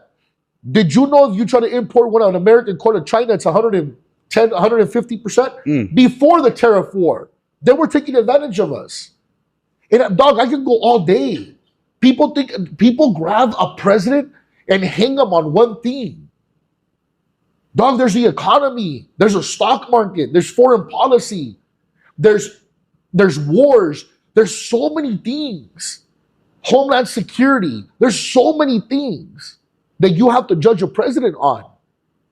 So if you think, like when people in the comments, that's what you voted for. Okay, motherfucker, you think Kamala would have been a better choice? I don't care what race you are. Support who you want to support. Absolutely. The only one that does confuse me is when Mexicans are so hard on the border laws. we didn't get here 400 years ago. Right.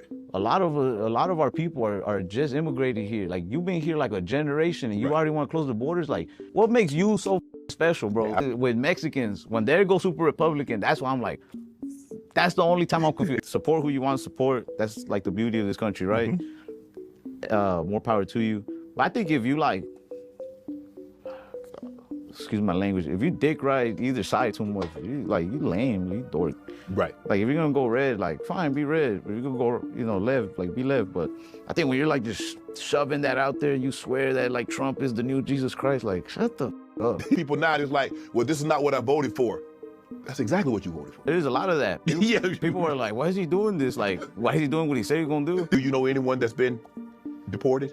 Yeah, my uncle, but he's back. You know you're not supposed to say that. Somebody might watch this and then go get him again. Man, I got like 18 uncles. They don't know which one. They don't know which one. But I see a lot of these videos of people at the rallies for Trump, and like they're like, oh well, they're in this country illegally, and a bunch of them are criminals. And why are they pulling up to job sites if they're looking for criminals? Yeah.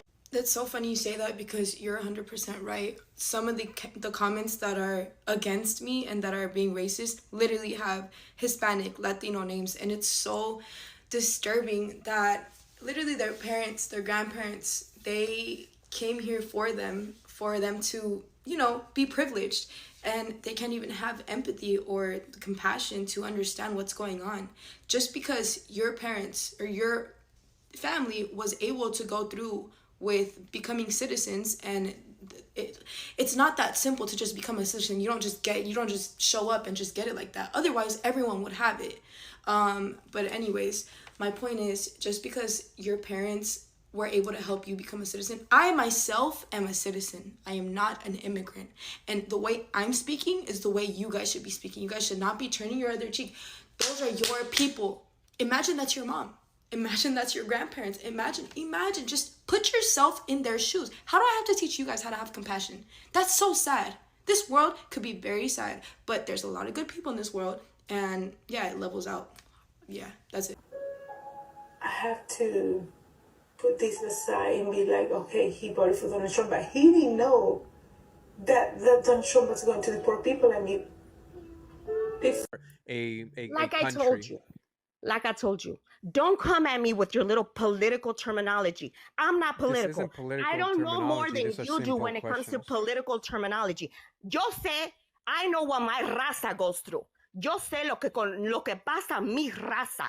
Yeah, I'm your raza. And Maite, if you voted for Trump, you don't care about your raza. No. Maite, you voted for Trump, you don't care about your raza.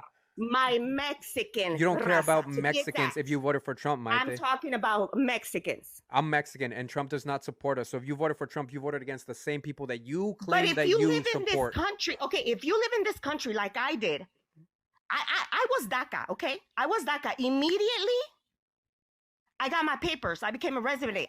Yeah, you got married, right? Right after that, I became a U.S. citizen. Maite, you got married? It doesn't matter. Yes, I got married, but you know what? The right way, get married. The right way, get married. I got my papers one way or the other. Do it the right way, guys. Get married. I got my pay, but I'm legal. No, congrats. And you voted against the same guy that's trying to take away DACA because you benefited from it, and now you hate people so much that you're trying to take it away from people because you chose the easy way and got married. You didn't do it the right way, Maite. You took the easy way out. Instead of working for something, owning a business, trying to figure out the right way, you said, I'm going to get married to an American, Maite. And now you're turning your fucking back on the same people that are trying to support you. You got your papers, and now you think your ass has no shit in it, and you believe you're white, and now you want to turn your back on us. I'm not turning my back on you guys. I'm just saying, if you want to live in this country, you voted for the fucking guy that is making you turn your... I will never understand the Latinos for Trump, and especially the Latinos for Trump that are like, oh, I did it for taxes.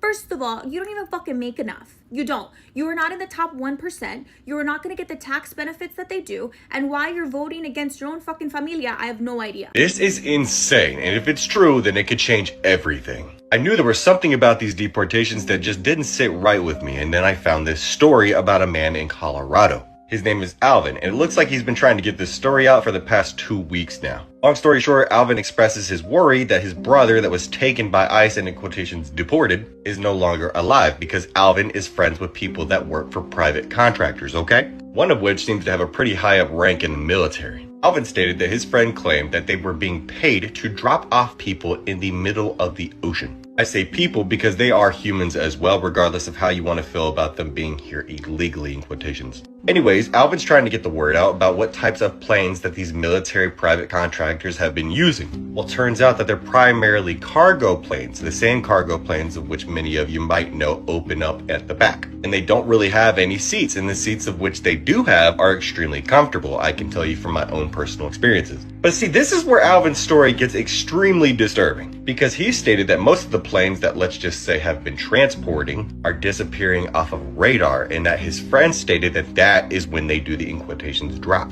He also stated that these specific locations of where these drops are taking place are usual feeding grounds for sharks, so just try to imagine that for 1 second. Now, I don't know how much there is to this story, as he seems to obviously be in panic mode, but also on the run. And I want to know if somebody can track those specific planes and find out if and when they're disappearing off of radar. And at that moment, it would become the biggest story to ever be aired. And do you know why? Well, research into this for me, okay? Because I'm not entirely sure that I can tell you everything. I just don't know if it's been happening, this is true or not. I just decided to include this clip, the last clip in here, where some people, they just saying, with the people that is just getting the deportations. This is the thing. The people that they talk to Alligator Alcatraz, they talk to Alligator Alcatraz 1,700 people. They are reporting that 1,500 people is missing. Some of them, they are saying, okay, there is bodies they have been washing off to the ocean, but we just don't know for sure. So I just wanted to include this in here because I wanted to know what is your opinion about that. Do you think that that's possible? Do you think that the Trump administration can go to that point to just go in the middle of the ocean and drop people in the ocean? Do you guys think that that's possible? Handcuff people. They have been taken to detention centers in ICE that nobody know where they are. Well, I think that is possible because the last time, do you remember the 1,700 kids that they lost and they only could find like 1,000? It's still like 500 kids missing completely in the system because they took babies away from their parents. And babies that was just babies, okay? Oh my goodness, it's just so much with this administration, and I cannot even believe that any Latino can support this kind of thing, can vote for this villain, for this piece of crap that we have now as a president. A lot of twisted things are been happening on the country, and this is just ridiculous, the things they just been doing. You voted for Trump. How do you feel now? Horrible. What did you vote for?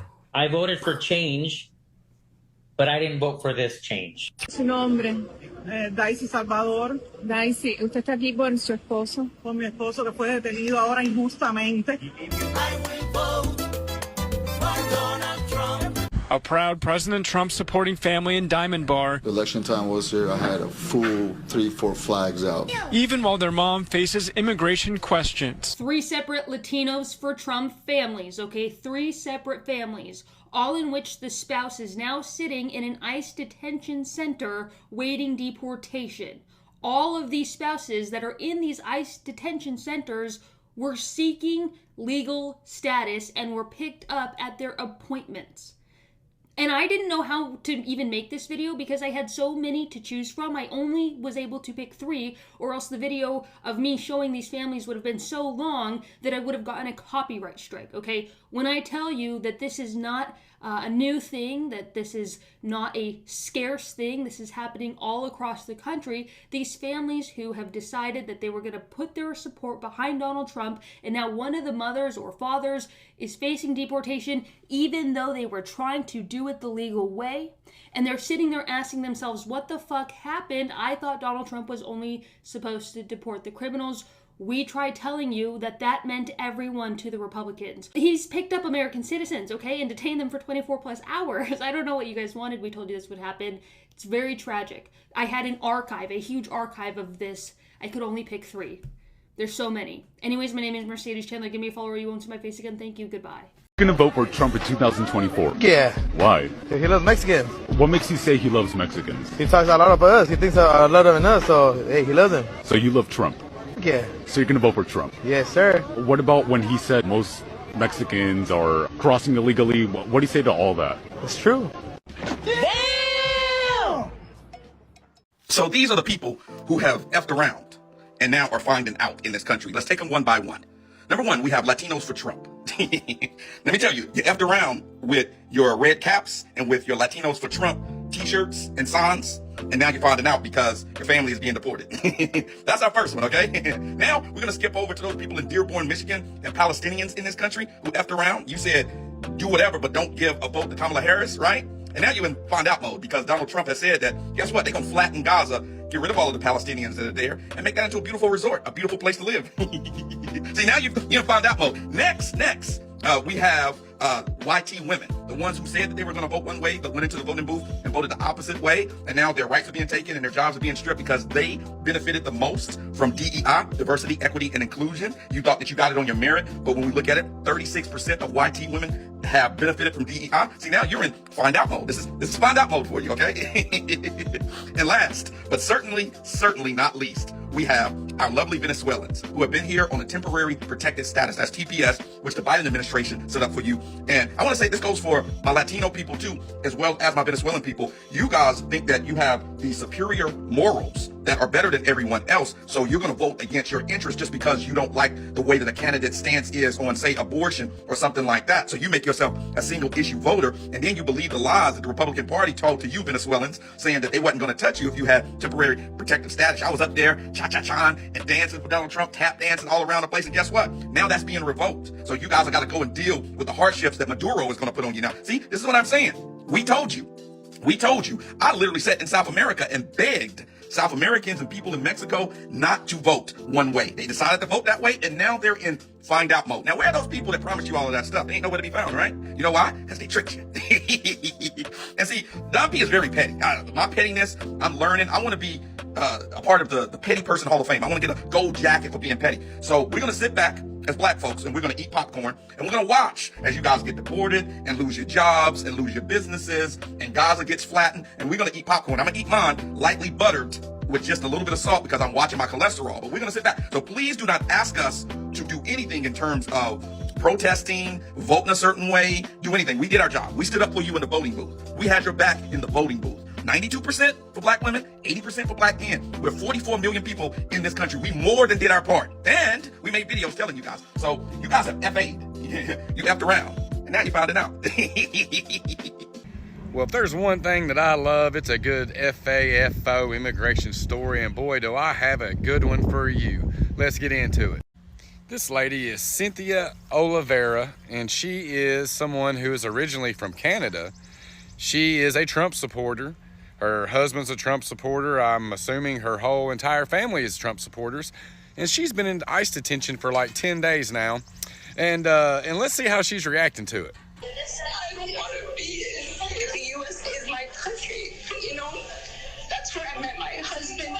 That's where I went to high school, junior high, elementary. That's where I had my kids.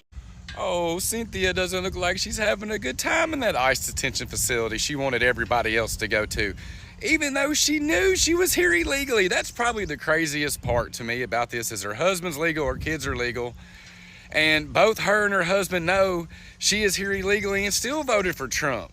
She too supported President Trump's promise to launch the largest deportation program of criminals in American history. My wife is a very, well, up until 18 days ago, was a strong believer in what was going to happen the next 4 years. But we feel totally blindsided, betrayed. Husband Francisco is a U.S. citizen. He says a couple of years ago, after submitting green card paperwork, he and his wife had to have a difficult talk with their kids. So when we filed, we let the kids know, like, you know, Mom is considered an illegal alien, Canadian-born citizen, and we're going to be doing this process to try to make her legal. So her husband was married to an illegal, as they call them. The mother of his children, also illegal, as they call them. And she got a, look at this, under the Biden administration in 2024, granted a work permit, allowing her to legally be in the U.S. to work, and still voted for Donald Trump. I say ship her ass back to Canada. She's lucky as hell she's going back to Canada. What is she even still doing in this country? Get her out.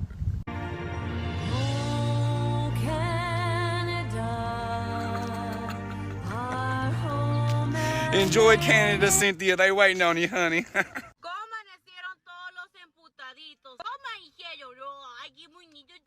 Yo amanecí con los ojos abiertos y yo amanecí con todo el pinche actitud de ser americana. Put your name on top of his list.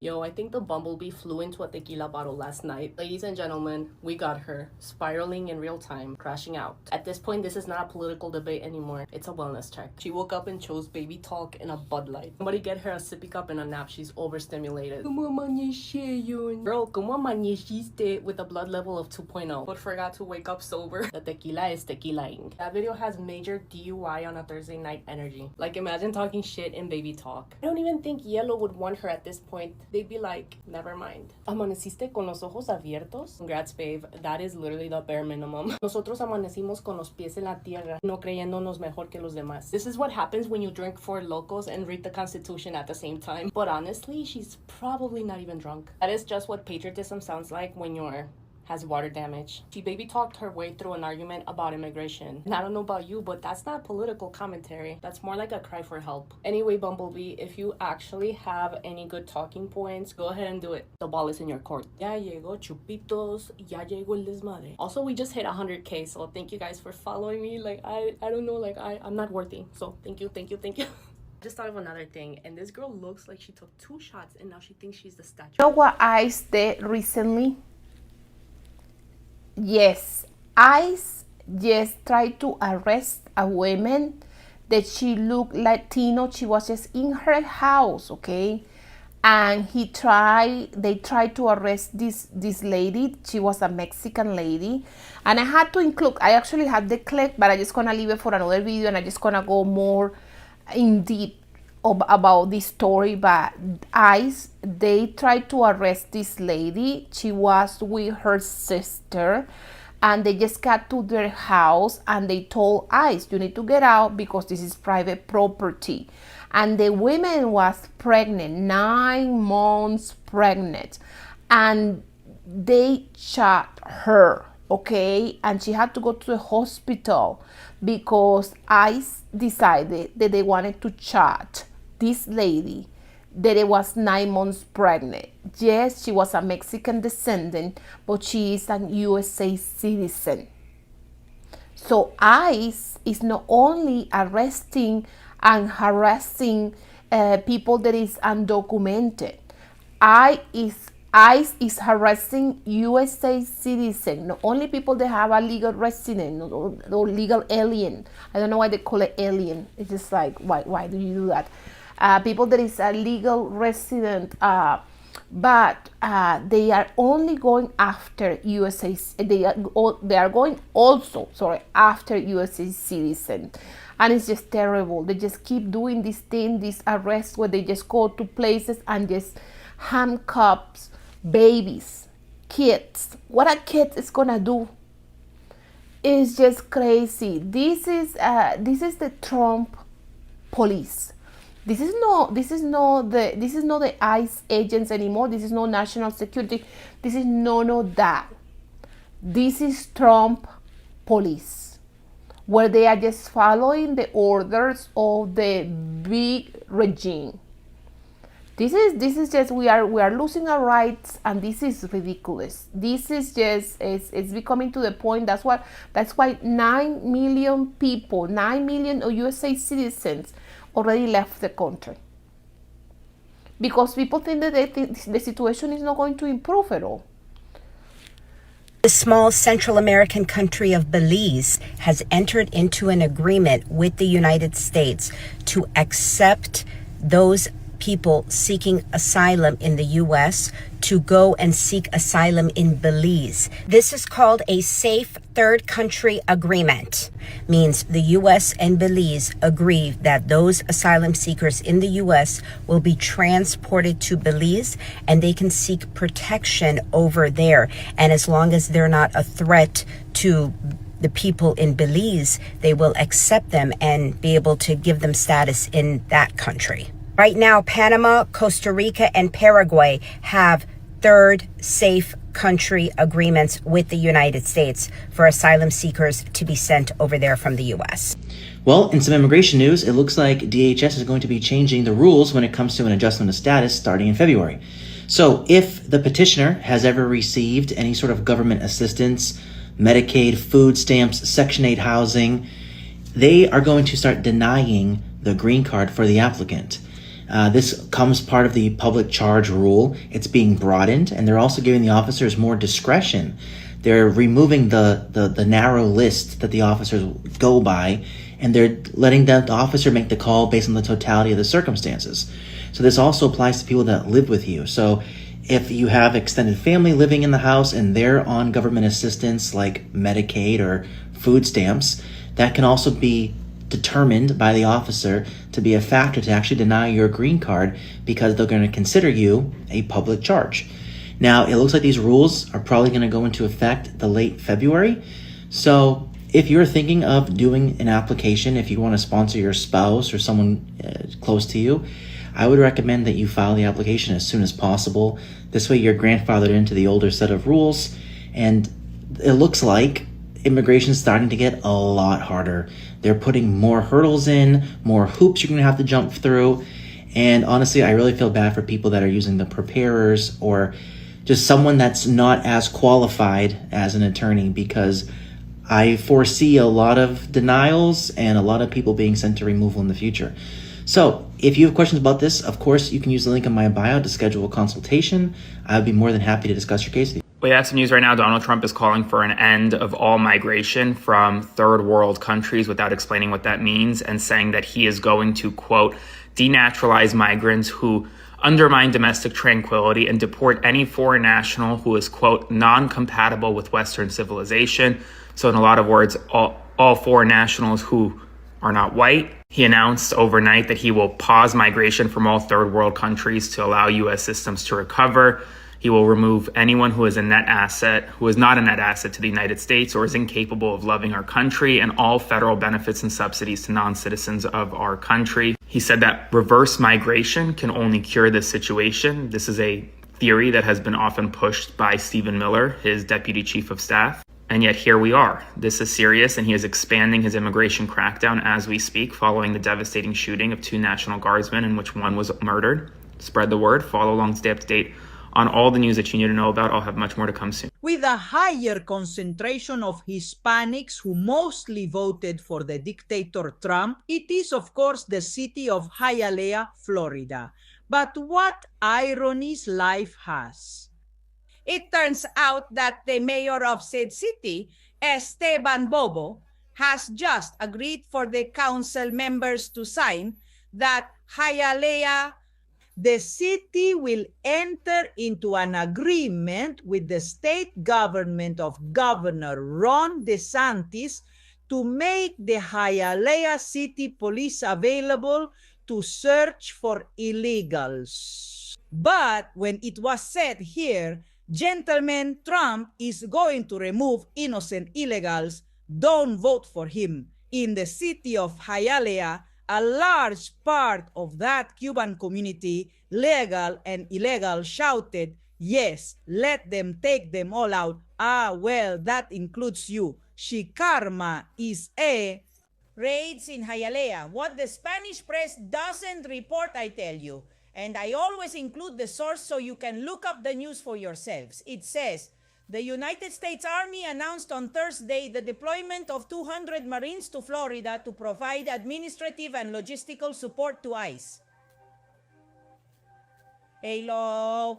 The Marines constitute the first wave of support from the United States Northern Command to the mission of the Immigration Control Agency. To all the Guimaris Laces, close doors and windows because ICE is coming with the Cayman flag. There is nothing better than one day after another, because after all the Latinos who are fools for Trump in the state of Florida criticized the reaction of our Latino brothers in California when the dictator Trump deployed the Marines, I am going to see now what you all are going to do, because the same thing is going to happen to you. I have even come to think that karma is the first cousin of the Democrats. Congresswoman Debbie Wasserman Schultz visited Gator Alcatraz today with other colleagues, and the following is the account of what she witnessed. Roll the tape. What we saw, the conditions that we saw inside this internment camp, which it is nothing less than that description, were really appalling, really egregious, disturbing, disgusting conditions. They are using cages. These detainees are living in cages. The pictures that you've seen don't do it justice. The only thing inside those cages are their bunk beds, and there are 3 tiny toilets that are toilet units that have a sink attached to it. So they essentially drink, they get their drinking water, and they brush their teeth where they poop in the same unit. Adding to that point, I'll just add the only people who... Trump just ordered the deportation of 500,000 Cuban, Venezuelan, and Haitian immigrants that came here the right way. And my question for my fellow Cubans is, are y'all still feeling special? My entire childhood was spent being fed the narrative that our family came here the right way, and that everybody else that's complaining about being deported, well, they just need to go back to where they came from, start the process over legally. I don't want to ever hear another Cuban American say some shit like that ever again. I'm gonna laugh in your face. Maybe you all will finally realize that no matter how much you try to blend into white Western European culture, no matter how much you try to pretend that you don't eat ham croquettes for breakfast and that you've never had ajiaco for dinner in your entire life, the problem is that Donald Trump is never going to see you as human. It's always been about racism. Here's the part that we like to talk about in our homes when no one else is listening, but I'm going to go ahead and say the quiet part out loud. You all think that you are better than every other type of Latino American. Conservative Cuban Americans, MAGA Cuban Americans, think that you are better than every other flavor of Latino American. And now we have proof. You are no different.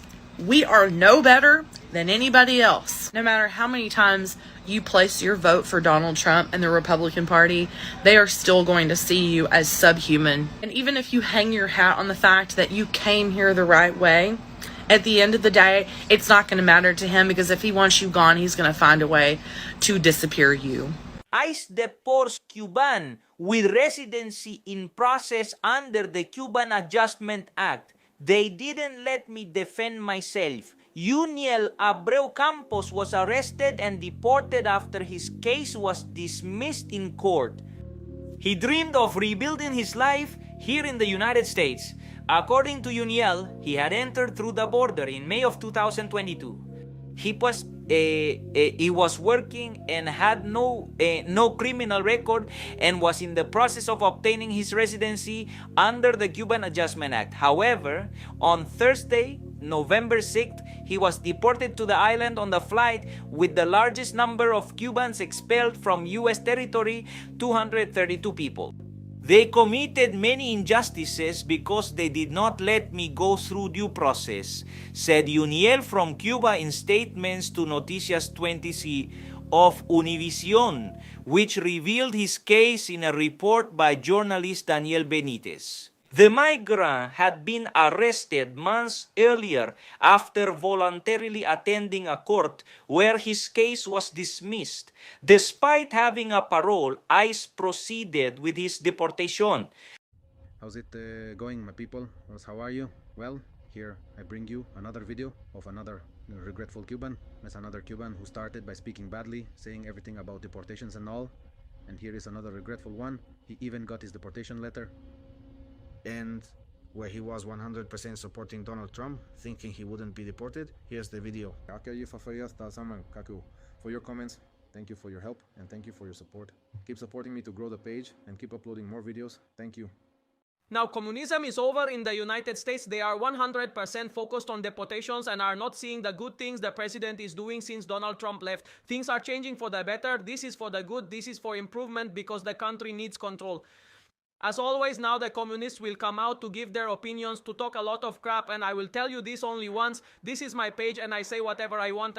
I am 100% a Trump supporter. I am a Republican, and nothing makes me happier than seeing the country that gave me freedom, the country that helped me, that opened its doors to me, prosper again. If you don't agree with the measures, if you don't agree with working, go back to your country, save the country a job, go back on your own. If you don't agree with what's happening, if you don't agree with the benefits we're having, then go back. Stop commenting so much crap, Trump. Things are getting worse and worse. I'm trying to see how I can resolve this with a lawyer or something. But the situation is really, really, really bad. The problem was with people who had criminal records. Things are getting worse. They just arrested my cousin because he's 220A and didn't show up in court. And a deportation letter just arrived for Cuba. But with me, it's pointless. The same thing that happened to Sintumbare won't happen to me. It says I have to appear on the 17th, that they're going to deport me to Cuba in China. Oh, no one is going to deport me anywhere. I'm going to sneak to the north. I'm going to get into one of those states up there. I'm going to get into one of those fields to walk hidden, but I'm not going back to Cuba. Don't you see that I have nothing to do with communism?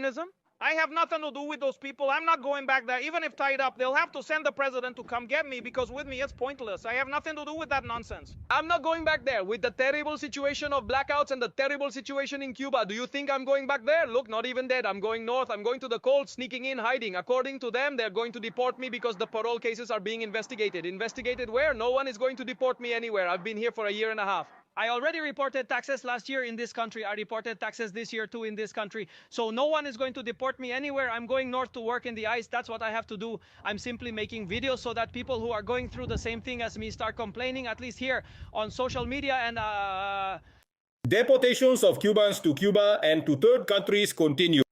Even ICE deports a Cuban without a criminal record and with residency under the Cuban Adjustment Act. Lately, we are seeing more and more often that they are deporting people who are in their immigration processes, who do not yet have residency but are legally in the country and are still being deported either to Cuba or to Mexico as a third country. So we are seeing that every day the situation with immigration is worsening. For now, they continue sending people to Cuba and to Mexico as a third country. In the future, we will see how these things change. If they include other countries to send people to, or if they will only send them here to Mexico, or if maybe they will send people back to Africa or El Salvador or any other place. If you have someone going through this situation or a similar experience, put it in the comments and follow me for more videos. Have a nice day.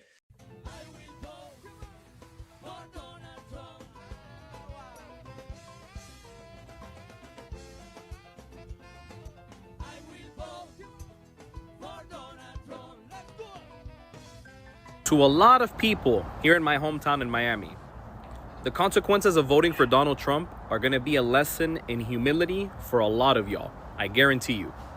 Over the Thanksgiving break, Papi Tron, the dear leader of Hialeah, announced that he is going to order the immigration authorities of this country, in particular USCIS, to review the green card eligibility of people from 19 countries. Now, he's doing this according to his argument, right? Because of the really unfortunate events that happened in Washington, D.C. recently, where a member of the National Guard was unfortunately killed, allegedly by an Afghan immigrant, right? And he's using that one isolated incident as an excuse to keep persecuting and harassing the migrant community of this country, right?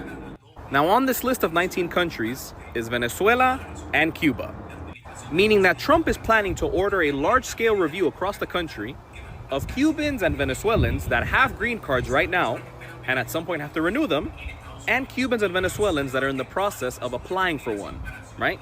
He wants it to be really difficult for people from these 19 countries in particular, including those two, to get a green card and to keep it. Now, these are some of the largest communities here in South Florida, in Miami, and the two groups of Latinos that overwhelmingly voted for him, supported him, and still, to this day, according to what I see every single day out in the streets here in Miami, continue to support him, right? Now, I know what many of you may be thinking, right? What is this guy talking about? Green card holders can't even vote, right? Well, that's true. But many of them, despite the fact that they're still, in between obtaining legal status, morally, and scream and yell and support Trump, right? Of these both communities in particular, overwhelming support. And if we're talking about their family members, any of them that are U.S. citizens, 9 times out of 10, they voted for this guy. They still support him. They still go hard for him. And a lot of them, I've even heard them say from their own mouths, yeah, I have a family member, a loved one, a friend that was detained by ICE. And I hate that, it really sucks, it affects me. But if I had to vote for Donald Trump, I would still do so again. Mind you, Donald Trump has stripped humanitarian parole from Cubans and Venezuelans, has stripped TPS from Venezuelan migrants, has made it more difficult for people to apply for asylum and actually get asylum and be able to remain in this country legally. And now he's even wanting to mess with green card applications that make it so you're a permanent resident in the US. Bueno, but keep supporting him. He's the best, right? Papitron to the end. If you guys don't learn to be humble, to understand the mistakes that you made, it's only going to get worse from here on out. Because your communities are the ones that are suffering. Ironically, the communities that supported him the most. Let me know what you guys think in the comments. I hear the Cubans are getting deported. Cubans for Trump, huh? I know not all Cubans, but these Cubans for Trump have done such a fucking disservice to the Hispanic community, and y'all all deserve to go back. We're gonna do it anyway. We're gonna do it anyway. We're gonna do it anyway. We're gonna do it anyway.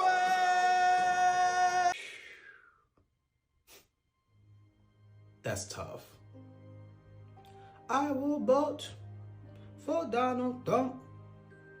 That's crazy. They sending you to Mexico. The regime in Cuba won't even take you back. They're like, we don't want him either. Take him somewhere else where they speak Spanish. That's crazy. If only you just voted the right way. Do you all remember this person who is here? Now I tell you. You know that I am 100% Republican. I voted for President Donald Trump, and I am completely against the illegal immigration that has surged in recent years to the United States. This country, which welcomed me so many years ago and saw my children born, is at its lowest and without brakes. So I cannot allow people to keep coming who do not want to respect the legal process to get papers in this country and benefit from the aid. I have always thought that what they eat in this country is for young children, the elderly, and people who are disabled. And that thing about coming to the United States to Paris so their children could have a social status is also going to end. 3 Doritos later. In the words of President Donald Trump, I believed in immigration reform. I believed all the speech that President Donald Trump sold us during the presidential campaign, but I realized with my own eyes that President Donald Trump is nothing more than a racist and is against the Latinos who live in the United States and contribute to these communities. So as Santia says, I have realized, because I have seen the large number of homes that President Donald Trump with his immigration reform laws has destroyed, the number of families he has separated, the number of girls and boys who have been left without their parents due to the racist ideas of this government. I regret so much having given my vote to a person who today does not value us and sees us as trash. There are so many cases right now of people being unjustly deported from the United States, like the case of Heidi Sanchez, a woman who was married to an American citizen who had been in the United States for 5 years with a 1-year-old girl who went to her ICE appointment and was deported. It's sad, sir. It's sad, everything that's happening, and cases like this are every day. I honestly believed when President Donald Trump said he was only going to deport immigrants. It hurts me to see how they are deporting my people from the United States. It's unfair. It's unfair, and it's a racist act. So this is what I'm trying to understand here. What did Cubans who voted for Trump think? Did they think they were special? Did they think that Trump, who had been saying for months, even years, that TPS was not a legal way to come into the country, who thought that everybody from Latin America was munching of the government, who talked about the largest deportation in history, was going to just look the other way when it came to Cubans? Because what? Because they're special? These are the same Cubans that for a while kept talking about Mexicans and Central Americans and South Americans and saying that we were munching of the government for some weird reason, when most immigrants don't munch of the government because they don't even have a social security number. But well, I digress. The point is this: the guy told you straight up what he was going to do, and you thought you were exempt of whatever measure he wanted to take, and you didn't care about the rest of the people that were going to get hurt, and you still don't. And now you're crying on social media saying that they're illegally taking the people that he promised to pardon you if you had like some guys who say like if you had a college degree then or you were going to school. What do they think? That the rest of us don't have education or the rest of us don't speak multiple languages? Let's check back in with Maria Salazar. She's a Cuban American, a U.S. Congresswoman from Florida, a Trumper, supporting Trump in 2024. Here's what she said after he won the election. This is a realignment. It's a realization by the Hispanics that the new home is the Republican Party. A year later, and we've all seen Trump's policies, ICE rounding up undocumented migrants, some who have been here for decades, paying taxes, raising children, retired. She's kind of changed her tune. Hispanics married President Trump. They're only dating the GOP. I've been warning it. If the GOP does not deliver, we will lose the Hispanic vote all over the country. And unfortunately, it happened last night. In New Jersey and Virginia, Hispanics moved back more than 25 points to the Democratic Party. In the past, and especially since 2016, I have thrown stones at people within my own community. And Cuban Americans have been a frequent target because without them, Florida cannot be won. But what Donald Trump has done to that very Cuban community, I think, is unforgivable. So we have to have a conversation. I know that you guys have voted Republican in every election that I can remember, and that Florida is difficult to turn blue because of your support for Republicans. But correct me if I'm wrong, George Bush never went after your visas. He never revoked your visas. He never took away your food stamps. He never put your status in this country at risk. No other Republican, and more importantly, no other Democrat, has spit in your face the way Trump has. So I have one question. Solamente tengo una pregunta. Como alguien que es cubano también. ¿Qué vamos a hacer? ¿Qué es lo que vamos a hacer? Because the way I see it, no one can get away with this kind of betrayal. Please do not tell me that you are going to vote Republican in the next election, that you are going to throw your support behind Republicans in the midterms next year. Do the right thing, cross the aisle, and give the finger to these people for what they've done. Porque ustedes, especialmente en la Florida, no tienen otra ruta. You have to vote against these fucks in the midterms next year and in the next presidential election. Just when I was running out of coffee, another Yumaris Lacy comes and fills my cup.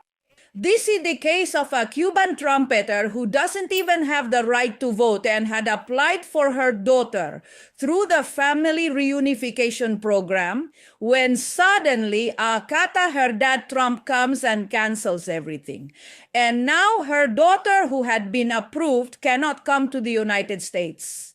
Look at this. About 21 days ago, she was approved. It's hard because supposedly everything was going to be so fast, and then suddenly this happens to you. It's like throwing, as Willie Alex said, a bucket of really dirty cold water on you. And Trump, touch your heart. You are a father, you are a grandfather, you are a brother, you are a son, and nothing. Please, let someone do something for us residents.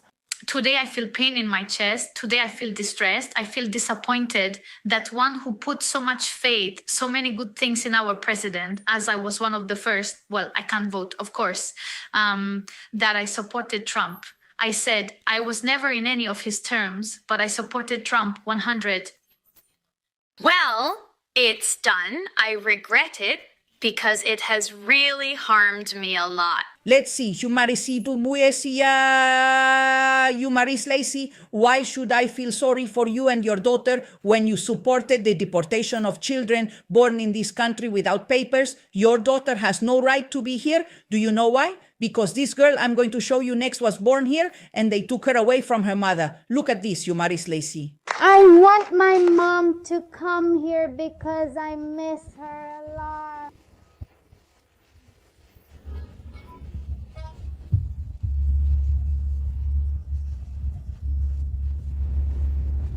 Okay, baby.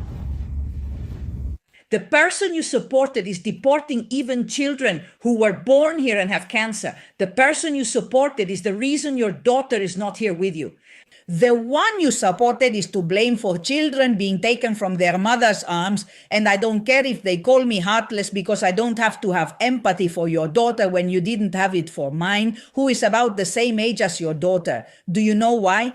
Because you have condemned him to live in a country under dictatorship. At the end of the day, your daughter is going to be a public burden here because besides having the face of a fifth-rate hustler, you have a face that even a goat couldn't jump over. Let's see. Explain to me, Yumaris Lacey, why do the children born here have to have fewer rights than your daughter who was born in Cuba and doesn't even speak English? And it's not about the language. It's that your dad Trump said that English is spoken here and that is the official language of the United States. So all the nonsense you want to bring from Cuba, let them learn English before coming here.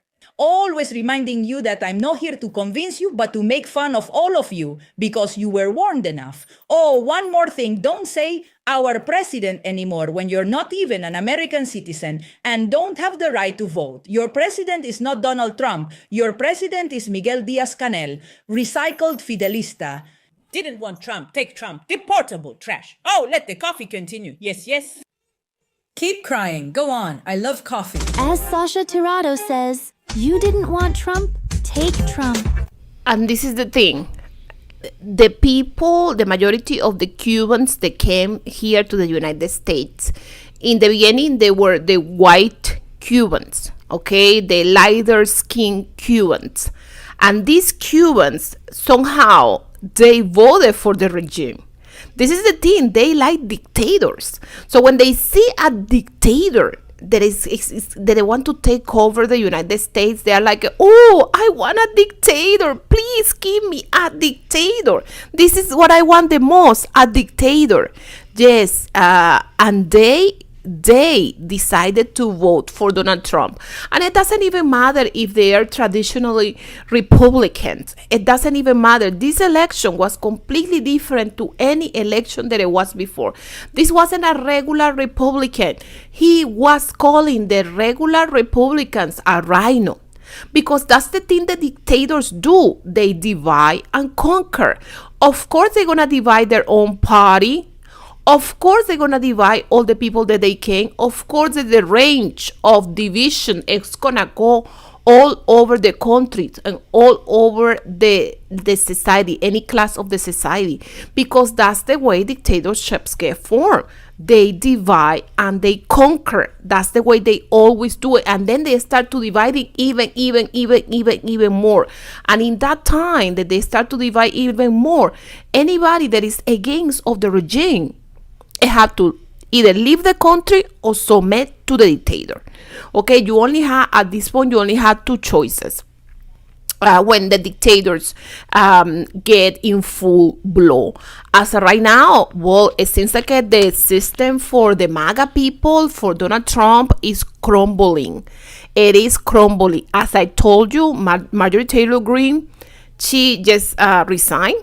Okay, this is what's happening in MAGA circles.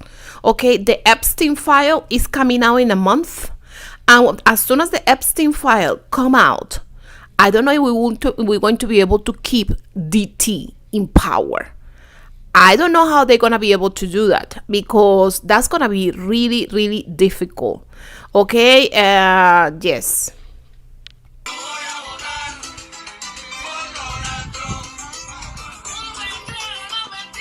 Hey, how come you guys aren't dancing and singing anymore? What's going on?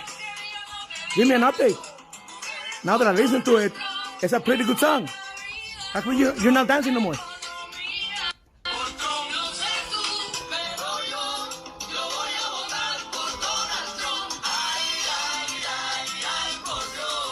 Good evening, everyone. This video is going to be in Spanglish. Este es para mi gente que vive en Miami, los latinos, especialmente los latinos, los cubanos, y los colombianos. You guys mostly voted for Trump, and now your friends and families are paying the price. Your communities are paying the price. Do you not understand que los blanquitos want Miami to themselves? This is a cleansing of the black and brown people. Now that enough time has passed and Donald Trump has overturned the TPS for Venezuelans and Cubanos, I'm hoping that you're able to pay attention and vote blue.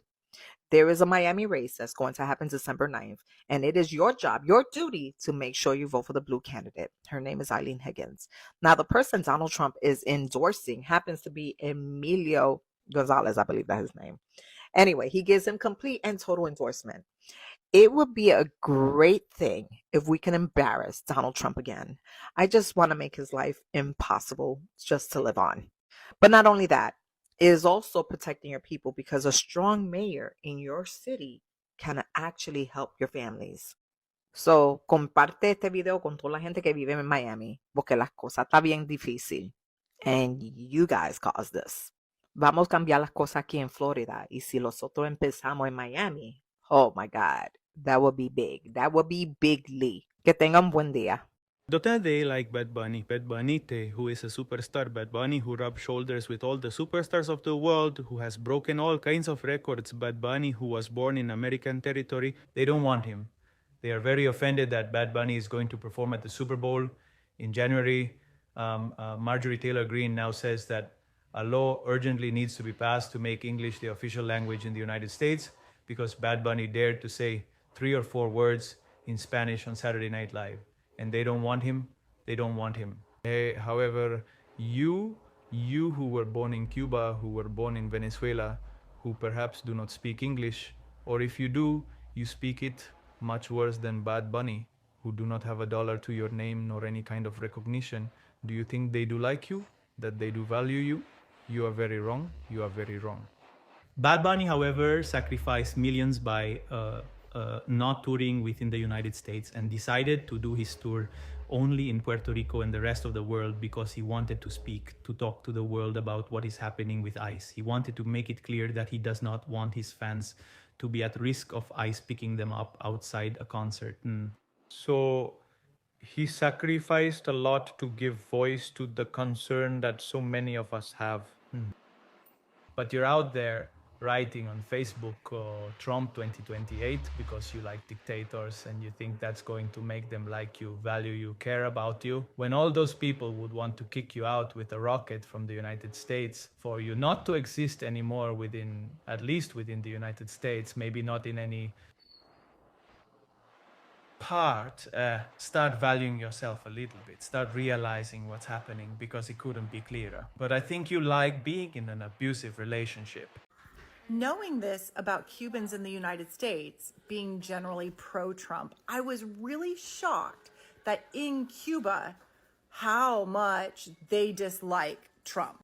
We were regularly asked about what we thought about Trump and why do Americans like him so much? Like, why is he... They are going to this video in the algorithm because they don't want information like this getting out there. So please, if you can, like, comment, reshare, anything you can. It is increasingly obvious that Trump is going to be impeached when the Epstein files are released, and now he knows this. Despite the fact that while in office in 2025 alone, Trump has doubled his fortune to over $5.3 billion, he sent out a mass fundraising email begging his followers for donations this morning, claiming that he was going to be impeached whenever the Jeffrey Epstein files come out, and he needs your money. Trump pled in his email, in all caps, "I need you to be very generous this Thanksgiving." When a man who's increased his wealth up to $5.3 billion in 1 year alone is begging people for money, claiming that he's going to be impeached, we should listen. No one in the public knows for sure what exactly is in the files, what has been redacted and taken out of the files. Nobody is fully aware of what exactly they have on Trump or anyone else for that matter. But whenever we have a president who has increased his own personal wealth by unprecedented amounts, up to $5.3 billion through stuff such as crypto scams,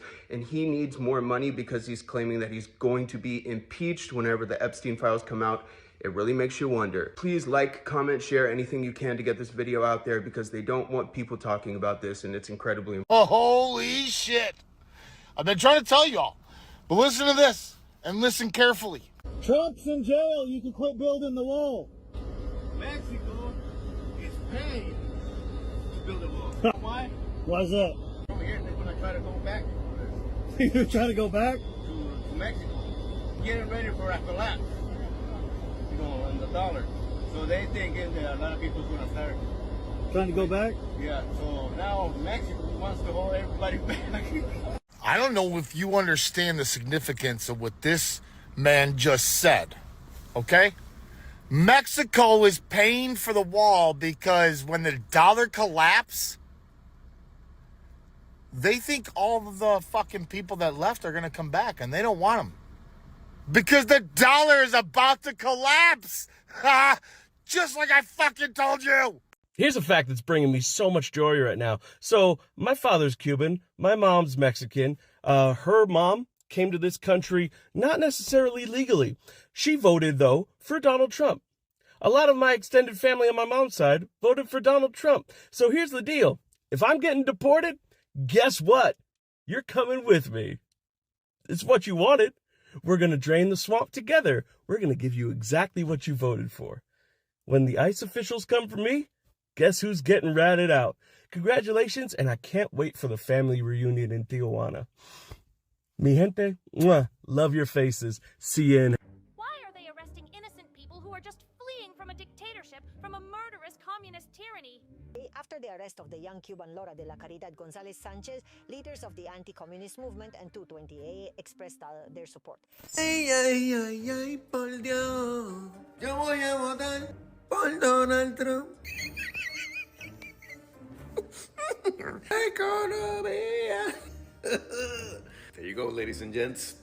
Another Cuban anti-communism group who voted for communism and now is angry at Donald Trump because he is imposing his mass deportation on Cubans in Miami. Pero ven acá, caballero. Olvídate de eso, caballero. Pero ¿qué tú crees que es lo que iba a pasar a hacer? What do you think was going to happen? Los leopardos te están comiendo la carita, mira. Ahora,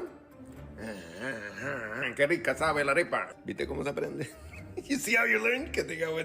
So I have an update on the Cuban business owner who assaulted a Latina because she disrespected Trump at his restaurant. Now, if you remember, the police came and they lied on the report because they are friends with the guy who assaulted her. And she was hurt during this altercation. We cannot let Ricardo just get away with this scot-free. It was very easy to confirm that it was him because he has a picture of him wearing the same shirt that he was wearing in the video.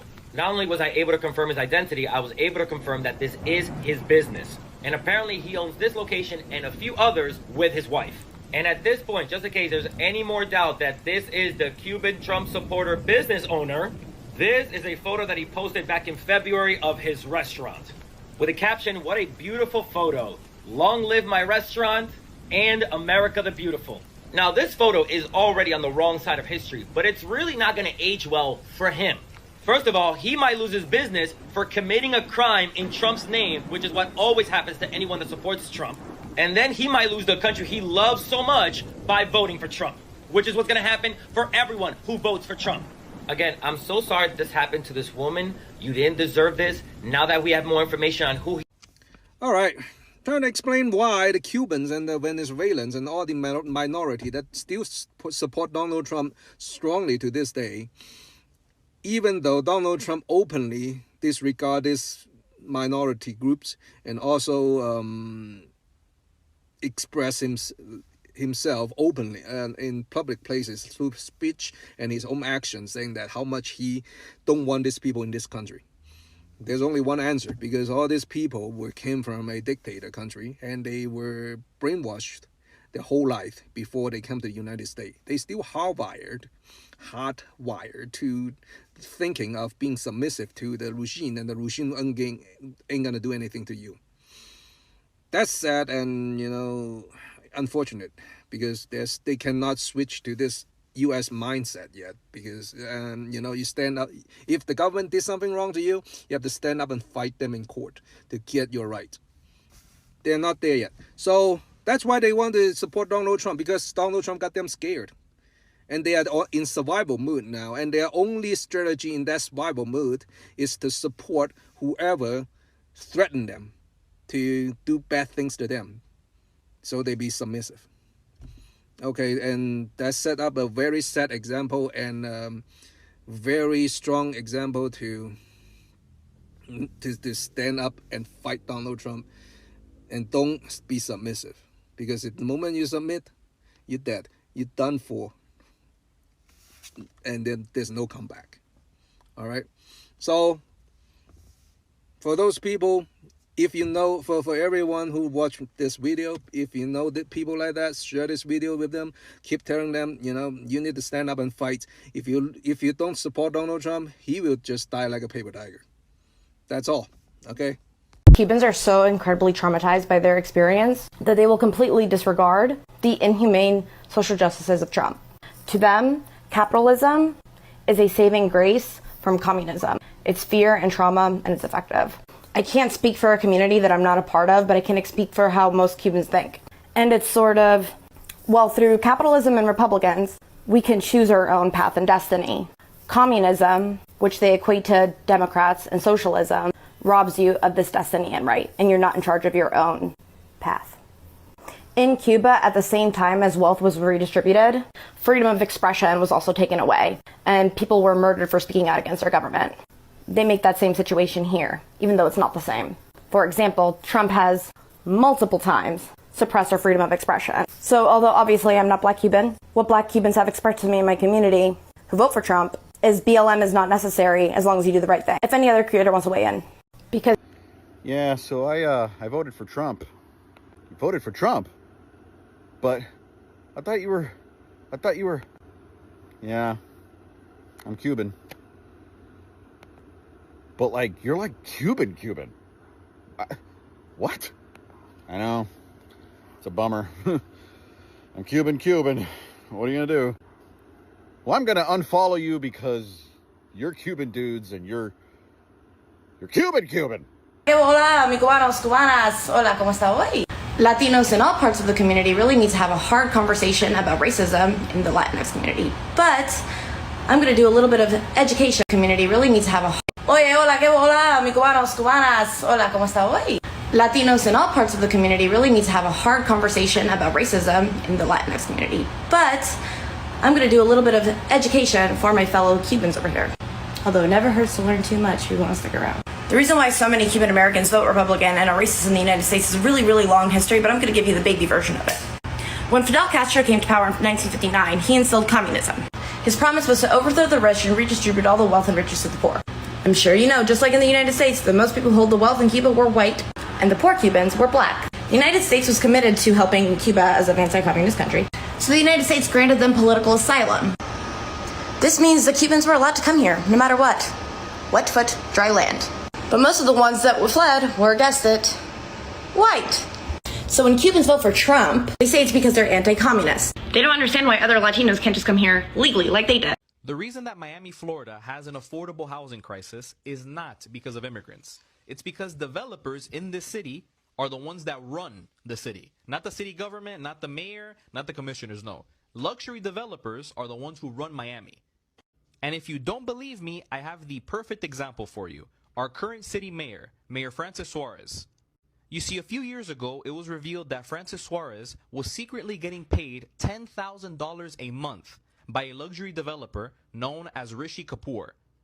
It's estimated that Francis Suarez, the mayor of Miami, Florida, received anywhere from $170,000 to $200,000 because he claims he was working part-time for this luxury developer as a consultant. Because in Miami, Florida, it is legal for the mayor of the city to have a part-time job. And wow, what a coincidence that this part-time job is as a consultant for a luxury developer who at the same time is going to the city to apply for building permits, for zoning permits, for everything necessary to build his buildings, right? His luxury developments. Then people wonder, wow, why are all of these luxury buildings going up in neighborhoods like Little Havana, Alapata, Wynwood, Brownsville, Liberty City, Little River, Overtown, all of these places, right? It's because these developers have all of the go-ahead from our city government to do so. So any land that's available in these areas to actually build affordable housing goes to these developers instead. So what happens? These people come in, they build these luxury buildings, that no one that lives in these communities can afford. And what happens? Those people then are displaced because they have to move somewhere else where they can actually afford to live. And these people are the people that built Miami, that built these communities. But no, they have to be pushed out by developers because our city government gives them the okay to do so. So guess what happens? Affordable housing is not prioritized by our city government. Luxury housing is, and now we have this rental crisis and this affordable housing crisis. And if you still don't believe me, I would love for you to watch the documentary on PBS known as Raising Liberty Square.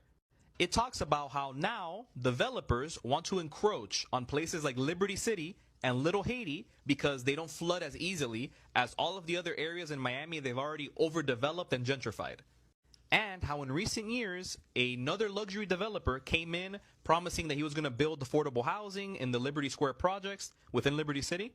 And all those people, the majority of them, were displaced because when they finished these buildings and did all these things, they weren't as affordable as they were initially portrayed to be. So many people, many of the black residents that have lived here for generations, had to leave, had to be displaced and go somewhere else.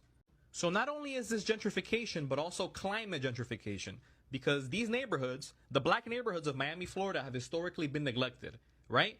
But when it's time to build these new buildings and give money to all these developers, yeah, we really care about the black people in Liberty City and in Little Haiti. No, they don't. They care about developing there so people can go pay massive rents, and the developers and the politicians are all happy with all of the proceeds that come from all of that.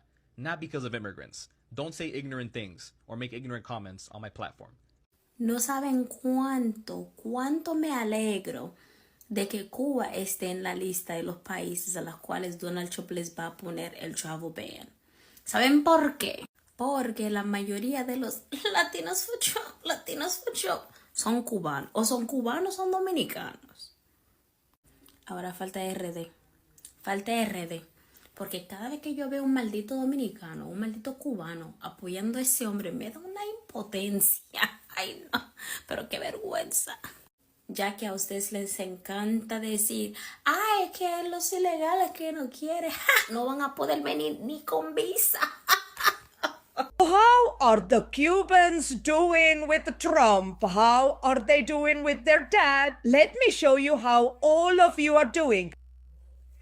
Since arriving in this country, all he has done is work and work like a mule. That is an injustice, a great injustice. This is beyond words.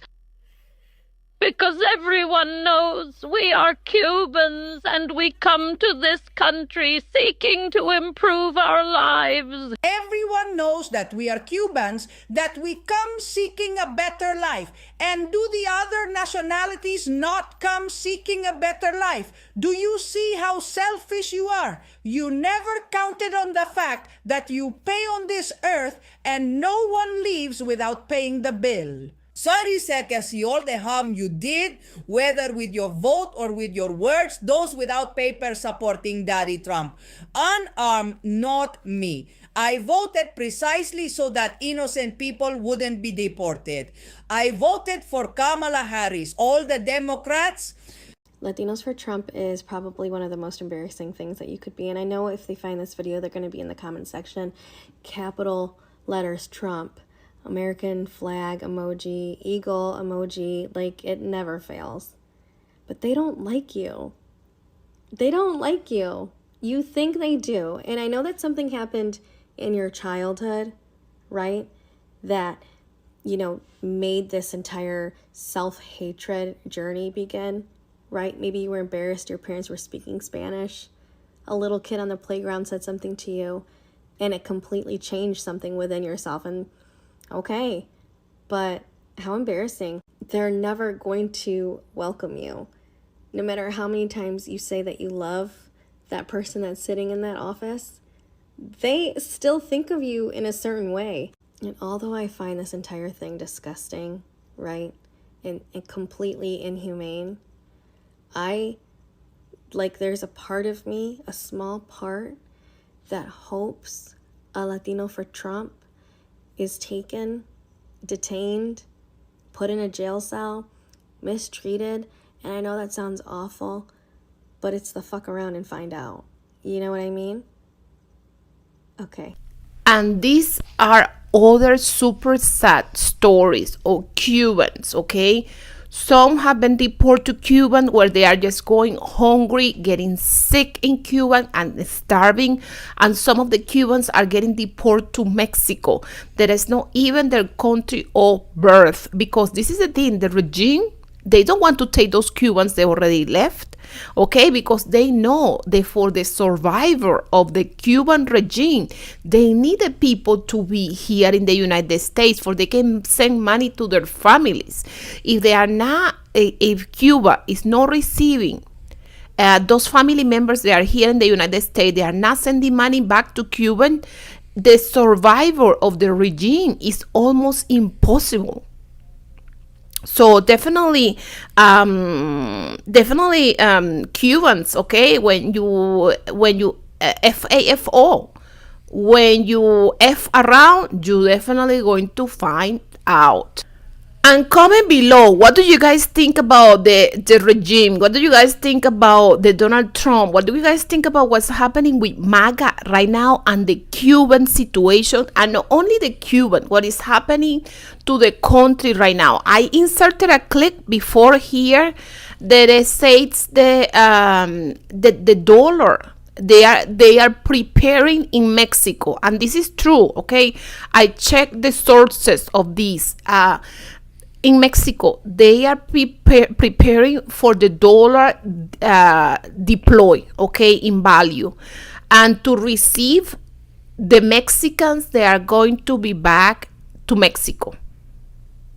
So Mexico is already preparing for that, okay? For the Mexican citizens, they are going to come back to Mexico because of the economy of the United States may crumble completely. So this is what the Trump supporter wanted. Really? You wanted the destruction of the American economy? You wanted the destruction of the country? Really? That's what you wanted? Hace un mes fui deportada a Cuba, ahora tengo chikungunya y apenas me puedo mover de la cama. Paso 15 horas al día sin luz y no tengo nada que comer. We are making this little video to send it so that people understand the situation we Cubans are really going through. Yesterday, we arrived here at 3 in the morning, 34 Cubans, and they dropped us in the middle of the street without identification, without a way to communicate with our families. Only by the grace of God were we able to manage. This is sad. There were men with us, men who were 75 years old, men who had illnesses, heart surgery, without medication, without pills, without anything, without anywhere to go. Thank God we have some friends. A few of us stayed with the little money that the family could send from the United States, and we were able to rent a small room to make it cheaper, you understand? And as I tell you, we are here abandoned in the middle of the street at the mercy of God, you understand? I really don't know how we've been able to survive this disaster. Here we have some brothers who are all there, as I tell you, with the need to share the expenses among everyone. They say that this country, that this area here is violent, that it has many cartel problems, but in reality it is unfair. It is unfair that they have thrown us out on the street, in the middle of the street, as if we were dogs at the mercy of God. I think that is unconstitutional. I think it is inhumane, you understand? The United States sells a dream to the whole world that it is a country of human rights. During the process I was going through in El Paso, Texas, under immigration custody, we had to argue with the police because they had us sleeping on the floor as if we were dogs. We spent 10 days handcuffed by feet and hands as if we were criminals of the lowest category. Not even to murderers. I think they do that, sleeping on the floor. Without a pillow, without any kind of conditions. They put us on a Mexican bus. They took us from there to here for 4 or 5 days, sleeping inside that bus without bathing, eating bread with cheese. And then they left us to the mercy of God. In El Paso, Texas, a police officer beat me up while I was handcuffed, you understand? And I have no way of getting that video to show the news the treatment we are really receiving, you understand? I don't want anyone to believe what I'm saying, plain and simple. I would like that video to be obtained. I sent my wife the day, the time, the data, and the date of when it happened. But unfortunately, no lawyer wants to help. There's no one who wants to help. And may God put his hand and touch the heart of someone who really wants to look into it, because it's inhumane. And if they want to deport us, let them deport us to our countries. Or if they are going to send us to other countries, at least give us an ID, an identification that we can go to Western Union and withdraw the $100 little that the family in the United States earn with much work, so they can give it to us to be able to rent a hotel, to be able to take transportation. We need an we need an ID identification. How is it that we arrive here and they won't even give us an ID? I think this is unfair. This is unconstitutional. May God forgive me if I am wrong. Gravero, thank you. There will be thousands and thousands and thousands of Cubans who will keep coming. This is only the beginning of what is coming. Thousands and thousands and thousands of Cubans are going to go through this situation. Millions of Cubans are going to go through this situation. And if we don't protest and don't say that, please, I'm not saying that, well, we have to respect the authorities, but the authorities are not respecting our constitutional rights.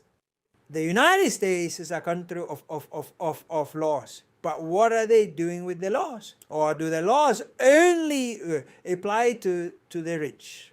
Those who are poor, we can't do anything. So if we don't unite and don't get that video where a police officer was beating me while I was handcuffed and show it to the world will continue to be blind to the reality we are experiencing. May God bless those who